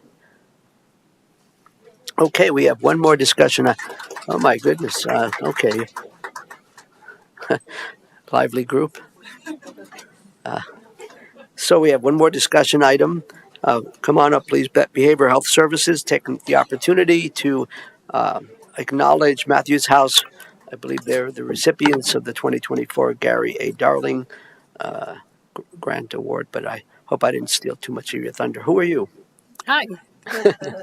I'm Jessica Plummer. I'm the program manager for Larimer County's Behavioral Health Services Department, and I oversee our Impact Fund grant program. So every year, as part of the annual grant program, we take a moment to celebrate outstanding initiatives that make a meaningful impact in our community through the Gary A. Darling Award. This honorary award recognizes innovative programs under our targeted project area, Alternatives and Interventions in Criminal Justice, shining a light on transformative efforts that bridge behavioral health and criminal justice. This year, we are proud to nominate the Matthews House for its successful Parent Cafe program. The Matthews House is revolutionizing the lives of families affected by incarceration, creating nurturing environments where parents can develop essential skills and rebuild family connections as they transition back into the community and reunite with families. Through this evidence-based initiative, parents are not only fulfilling court-ordered requirements, but also taking pivotal steps towards reconnecting with their children and envisioning a brighter future for their families. We are excited to welcome Nicole Armstrong, Executive Director of the Matthews House, and Mindy Castaneda, Early Childhood Director, who will share a powerful video and provide deeper insights into this life-changing program. Thank you, Jessica.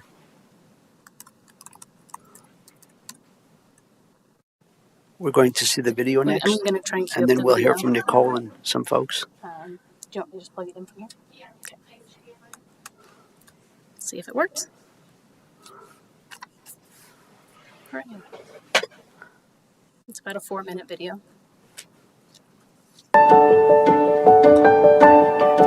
So my name is Syria Sutton. Originally, I was referred to this program from the HS as my husband and I became foster certified and started caring for children. And there is a requirement that we should have a number of hours of training. So we were directed to the Parents Cafe. I liked the environment. I liked that it was so relaxed. And then as I became more familiar with the program, I became in love with it because I feel that the Parents Cafe is like a community and it has its own values. My name is Vanessa and I started attending the Parent Cafe 2 years ago. I came to the Parents Cafe because my friend told me about that. And at this moment in my life, I was dealing with a domestic violence situation.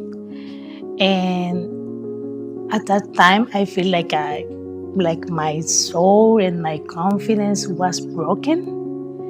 And when I came here and I saw other women sharing experience, dealing sometimes with the same situation, that was like a light and hope for me. It always applies and there's always something new to learn. I found that first I thought I want to learn how to be a better caregiver, right? It turns out I think I learned a lot about myself as well. There are so many things that I have come across in situations that I've shared. One of them is when you share something and then somebody in the group said, you know, that happened to me too. At that precise moment, I feel I'm not alone. And I can go on and discuss it, share it. When I came here the first time, I was very attached with my kid. I don't feel safe leaving my kid with another person.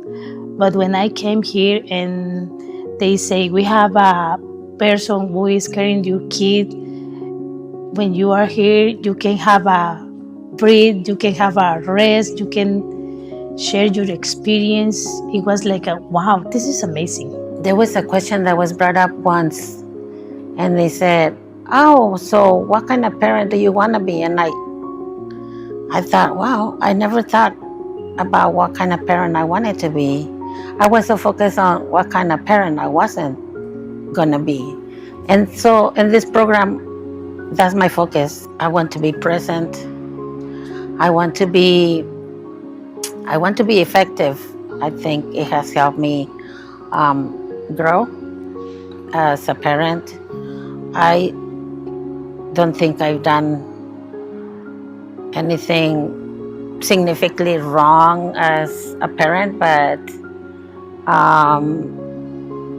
I definitely want to be better every time. I hope this can work for many, many years because we need that. So I am very grateful with the program.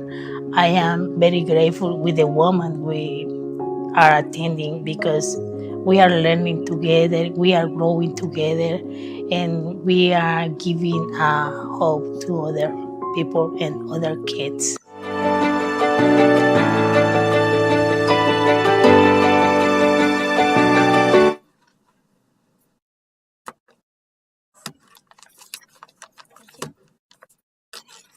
Good morning.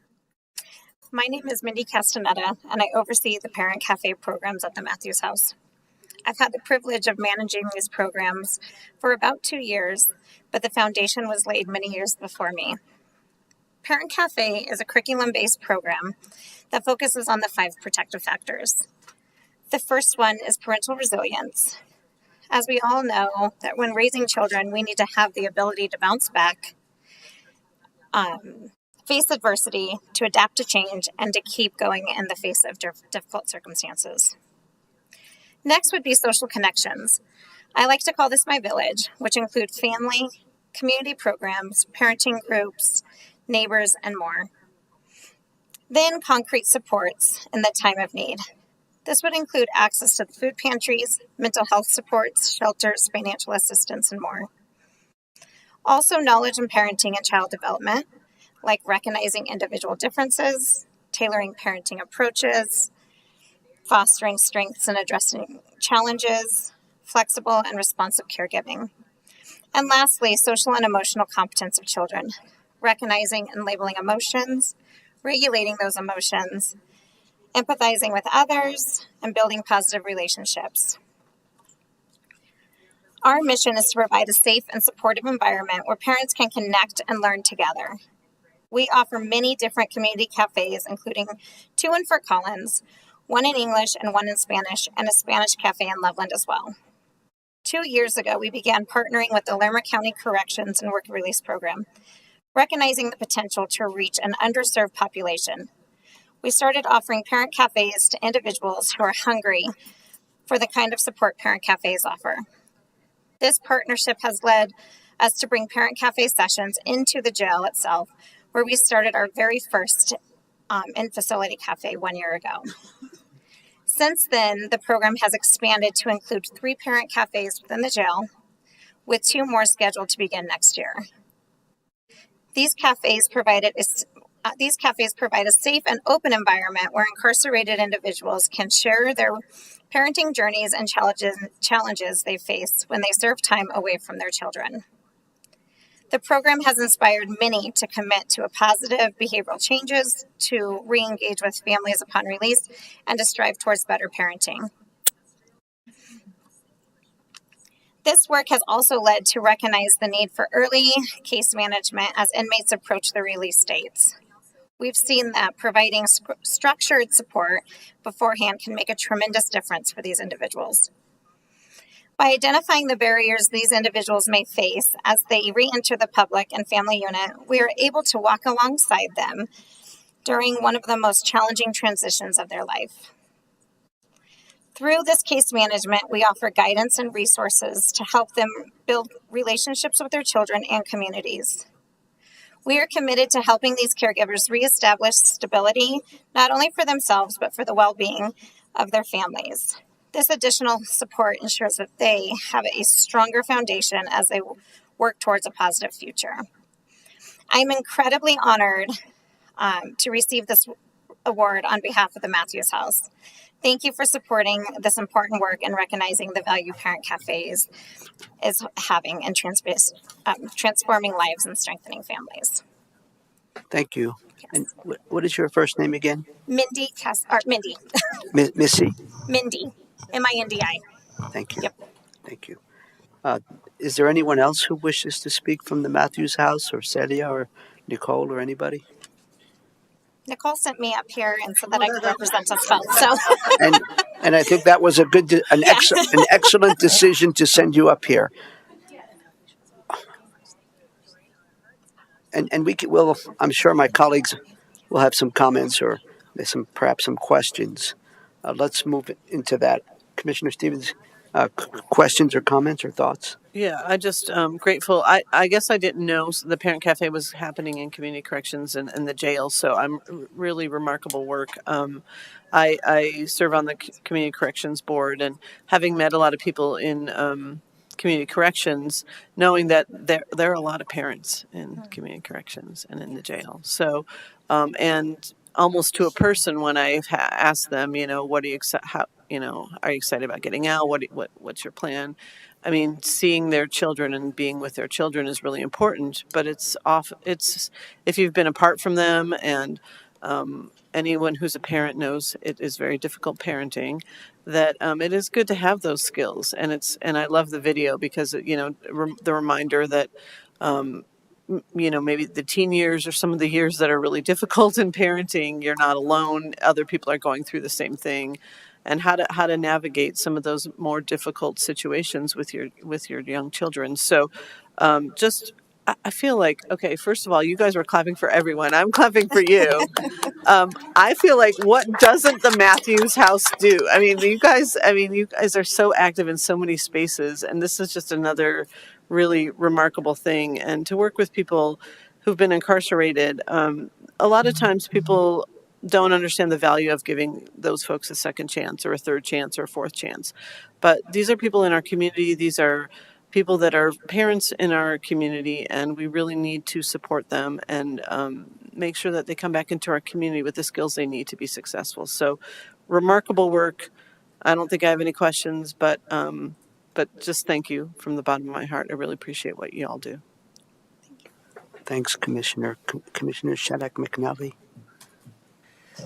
Thank you, Mindy, for being here today, and thank you for all your tireless work over the last several years and expanding and caring for this program. It's great to hear from some of the participants and how much hope and support this has given. I don't think I've ever met any parent who doesn't feel like they need a community, especially with young toddlers. And this is something, or even teenagers, or even as kids in graduate school, and trying to understand where are you going? It's parents need parents. We need that community, and especially those who maybe feel they don't have a voice or have somewhere, and you've created a warm, welcoming environment. And I'm so thrilled to hear about one in Loveland and then Fort Collins. And because I'm the chair of the Policy Council for Behavioral Health Services, I knew about this program, and I think it aligns so much with some of the goals and some of the funding priorities for that group, along with our strategic plan about social connections and a sense of belonging. And so that aligns so much with some of our values as the Board of County Commissioners. But, we talked a lot about, with the Policy Council, having access in diverse settings. This checks those boxes. Meeting folks where they're at and looking for underserved populations. This meets all of those important things. Also making sure we have access. This meets that. Looking at stigma reduction and public awareness. This is okay to not be okay, or to feel like as a parent you might just need someone to talk to and say that in the video, saying, well, I had that happen too, or I felt this way, or this. That's so important that we share, because we're all on this together, and we all have the same goal of loving and our families and raising our kids to be the best that they can be, healthy, thriving, happy children that grow into adults that continue, and to break that cycle of generational trauma or any of these things is so critically important. And just kind of that early identification and intervention. It's just getting upstream in many ways and helping folks, especially with these incarcerated programs, to make sure when they come out, they have the skills and the confidence that they can integrate back in person with their families. And that I hope you understand, maybe you do, what a legacy you're leaving, what Matthews House, the legacy that you're leaving, that you are leading and have done and continue to do for our communities, for folks at this time too, when we've had so much happening and there's a lot of stress going around, and just to give folks the tools and the confidence that they're doing great work and they're doing the best they can, and continue, because no one's perfect. I don't think anyone in this room is perfect. I hope they don't think they are. We're all kind of learning as we go. And we get to learn together. I'm very privileged to know Gary A. Darling. I got to meet and talk with him before he retired. We're so grateful for his service, that he came back and served as coroner after when we asked him to. His service continues, his dedication to this kind of programming. I know this is exactly the kind of programming he thought about. He's kind of the foundational person who kind of the behavioral health services program and the sales tax was built off and the top of. So I can't think of a more important and great program that matches what this award is all about. So congratulations. Thank you all for being here today. It's so wonderful to see you all in person and get to say thank you my heartfelt gratitude for all the work you do, and the work that you do in so many areas. Nicole, thank you for being so welcoming and taking me around the youth homeless shelter the other day. I can't wait for the ribbon cutting. I know we'll all be invited soon. And just know that maybe you don't get enough recognition and awareness, but just know a lot of us we're watching and just appreciate the things you do every day to make our community better and make people feel that sense of belonging and that everyone matters here in Larimer County. So thank you. Thank you, Commissioner. I agree with what my colleagues have said. Yo estoy muy de acuerdo. I'm glad there was a reference to the upcoming grand opening of the landing. Looking forward to getting more information about that. That's another exciting partnership. Appreciate that our partnership between the behavioral health services. We have our director here and Jessica, of course. The funds for these impact fund grants come from the sales tax initiative, and generally we are able to do about $3 million a year, and it goes to help support community-based solutions to very complex problems. So grateful to all of you. Great work. I'd like to see what our county manager has to say, and I've asked her to provide a tiny bit of background on the individual who this award is named after. Thank you, Commissioners.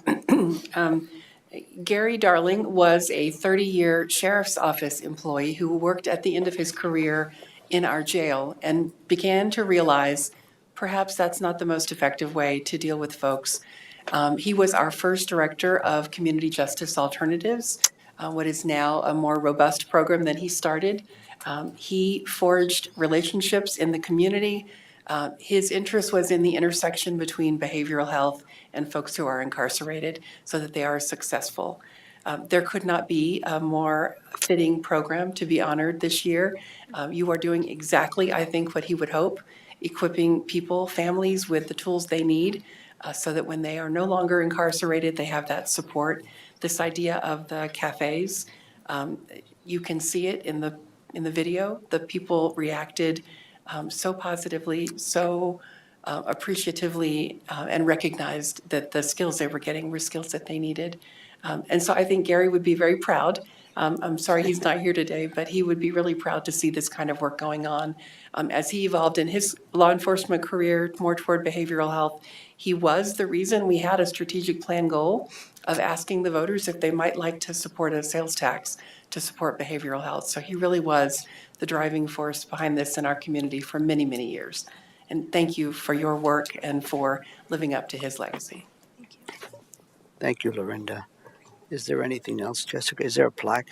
We do have a plaque Well, that we'd like to present. So when the photo op what does the plaque say? the plaque says, in honor of your dedication to serve those at the intersection of behavioral health and criminal justice through the Parent Cafe program and integrated case management. Thank you for strengthening families, nurturing resilience, and enhancing our community's well-being through your vital contributions. Thank you. And since there's a plaque, I imagine this must be a photo op. We would like So to request a photo op. we will pause for a moment to take a couple of pictures, and we invite everyone here, if they'd like, including our friends from Estes Park. But they don't. I know. Well, we're all on this together, folks. Thank you.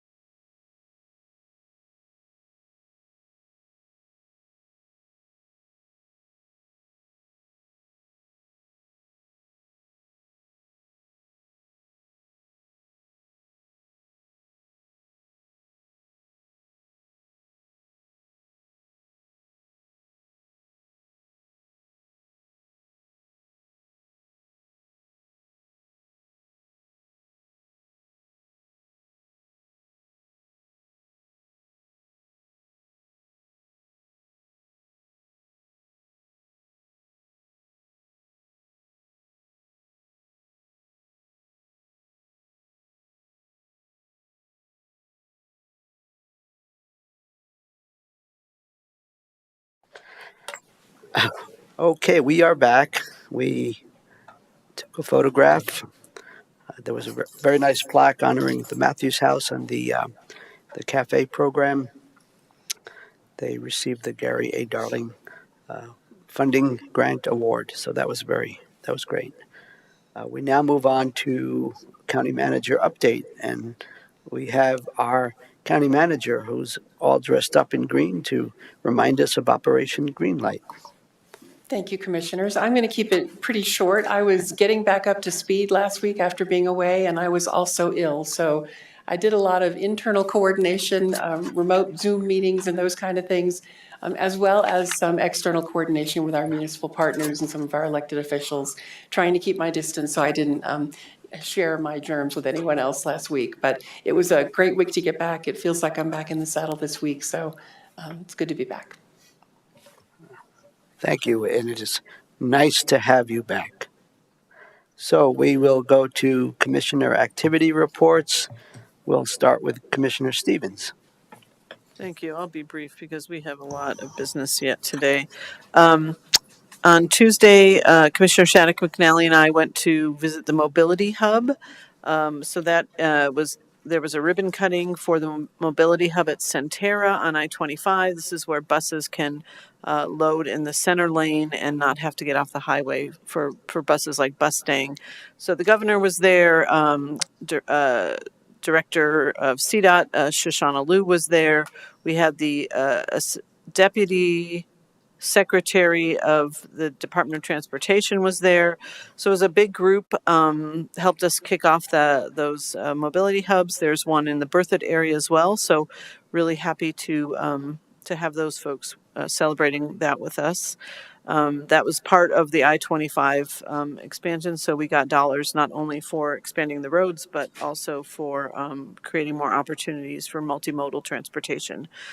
We had a fair board meeting on Wednesday. Thursday, we had the Urban Renewal Authority Board where we adopted the budget. Friday, as was stated earlier, I believe we all attended the Veterans Stand Down. That was an event for veterans who are experiencing homelessness or are at risk of homelessness. And I had some really great conversations and let people know about Ride No Co., which is a great organization that helps people find rides. So if people need rides to doctor's appointments or need to get around the community, Ride No Co. is a really great service for people who have disabilities, older folks, and others who might not have good access to transportation. It provides rides not only through public transportation, but also lets folks know about what kind of options there are for nonprofits that give rides. So Ride No Co.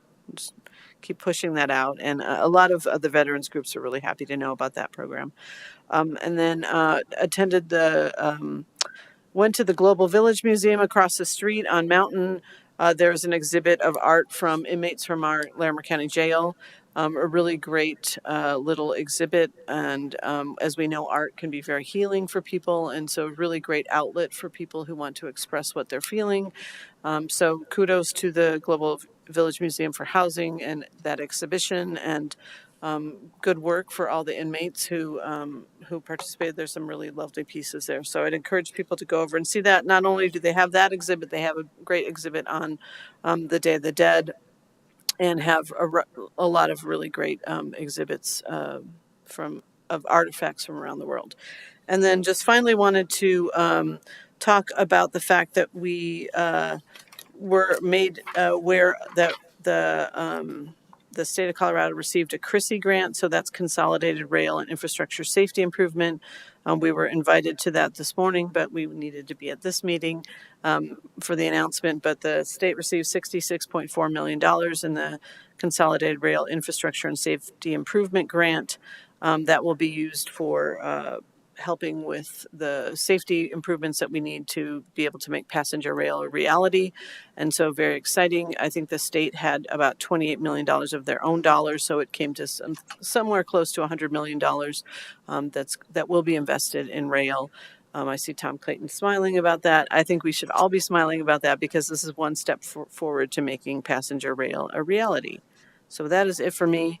I will pass the baton on to my fellow commissioner, Commissioner Jody Shattuck McNally.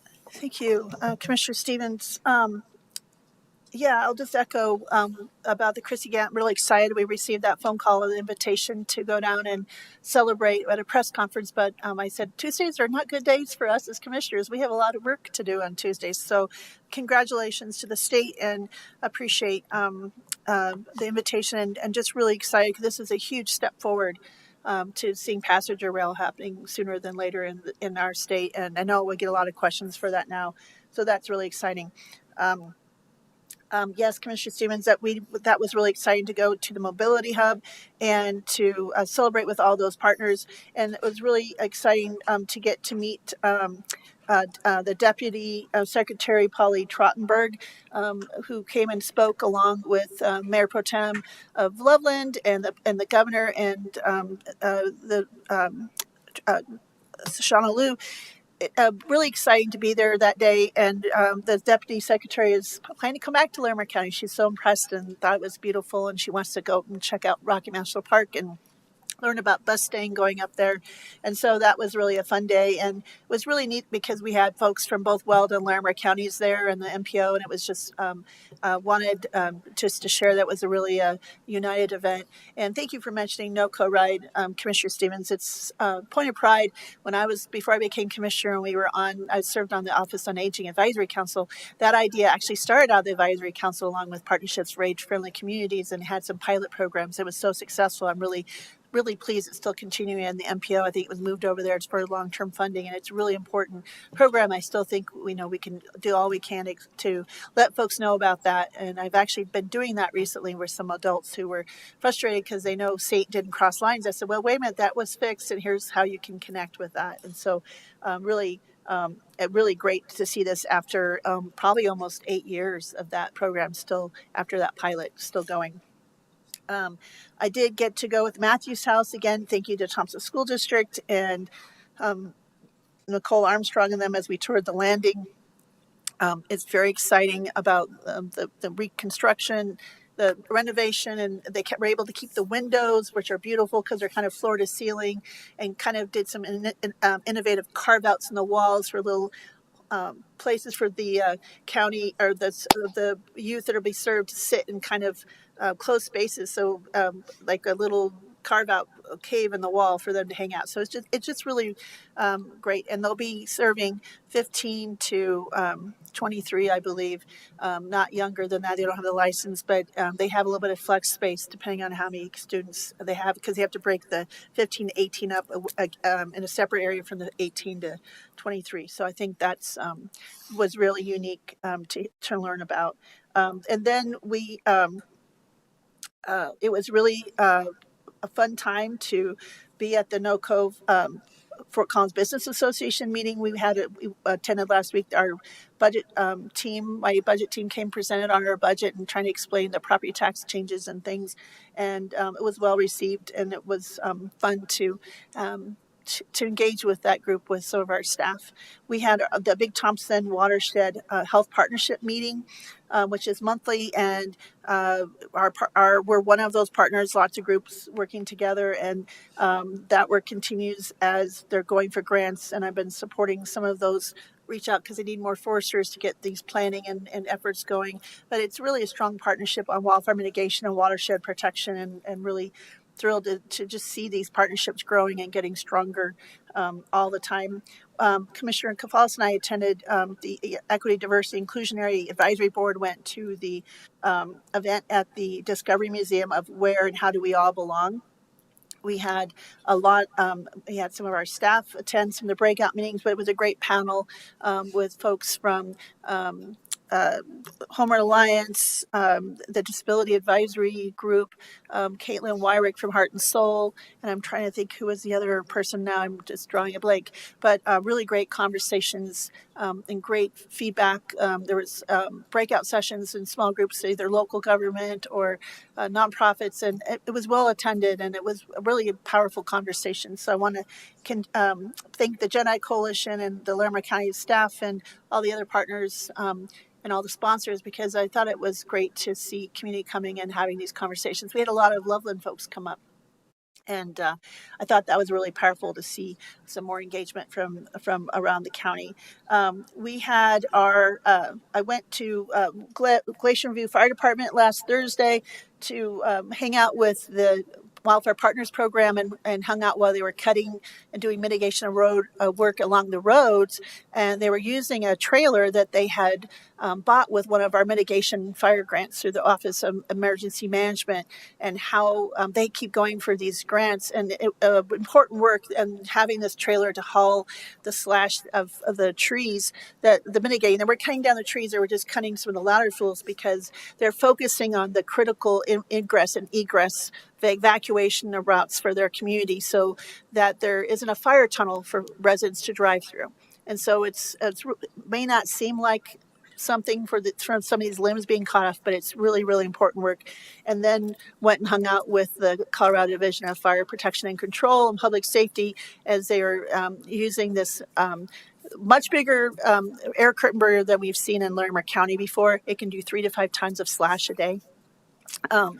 And as they're burning, and it has lower emissions and is able to get some of the slash taken care of. We have a lot of work to do, and I would say that the Red Feather Lakes is a really exemplar community of how we have community partners at federal, state, and local levels.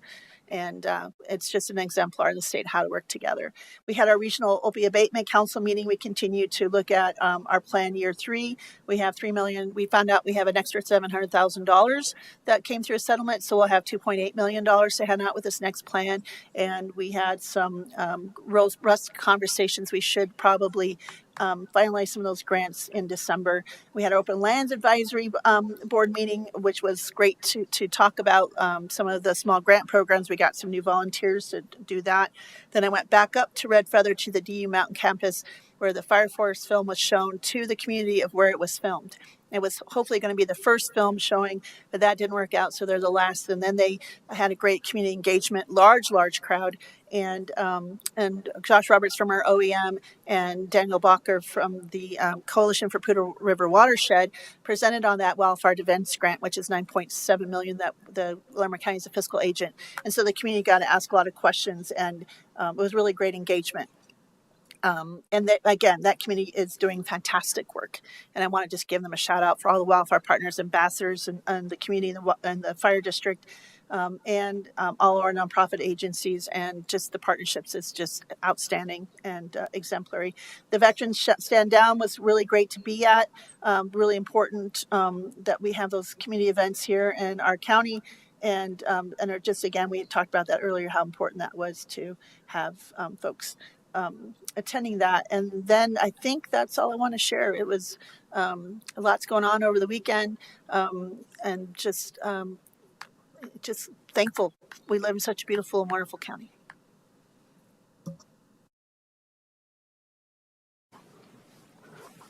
I'll just say that I had a lot of good conversations with folks last week and yesterday, including Sertoma Club members, fifth graders, North College Avenue business owners, people committed to justice, equity, diversity, and inclusion, folks participating in the farmers market, folks participating in the CSU homecoming 5K race, folks attending the memorial service for Father Leonard Urban, who was helped start John the 23rd Catholic Church back in the day, those of us who've been around for a while. Anyway, conversations are good. That's all I have to share. We have 2 executive sessions. In both cases, one is more regarding legal matters, and one is regarding potential negotiations, etc. I think the best way and we will not be making decisions, therefore our colleague and friend Lindsay is off the hook once she turns off the broadcast. I think we'll do 2 separate motions to move into the executive sessions. We'll do the first one and then we'll do the second one. Let's see, Commissioner Stevens, I believe it's your turn. Thank you, Mr. Chair. I move that this board go into executive session pursuant to Colorado Revised Statute 24-64024E, determining positions relative to matters that may be subject to negotiations, developing strategy for negotiations, and instructing negotiators for a land lease. Thank you, Commissioner. Proper motion. Any discussion? All those in favor? Aye. Aye. So that motion passes. We'll now do the second motion. Commissioner Stevens, Sure. please, you're on a roll. I move that this board goes into executive session pursuant to Colorado Revised Statutes 24-64024B, conferences with an attorney for the purpose of receiving legal advice regarding Astrid, ASTRID, versus Larimer County, Federal District Court Case Number 23 CV 02051. Thank you again. Indeed, a proper motion. Any comments? Seeing none. All those in favor? Aye. Aye. That passes 3-0. So we are now moving into executive session for two different topics. We will not be making a decision. We will not be returning. For those thousands of people watching this broadcast, we wish you a good day.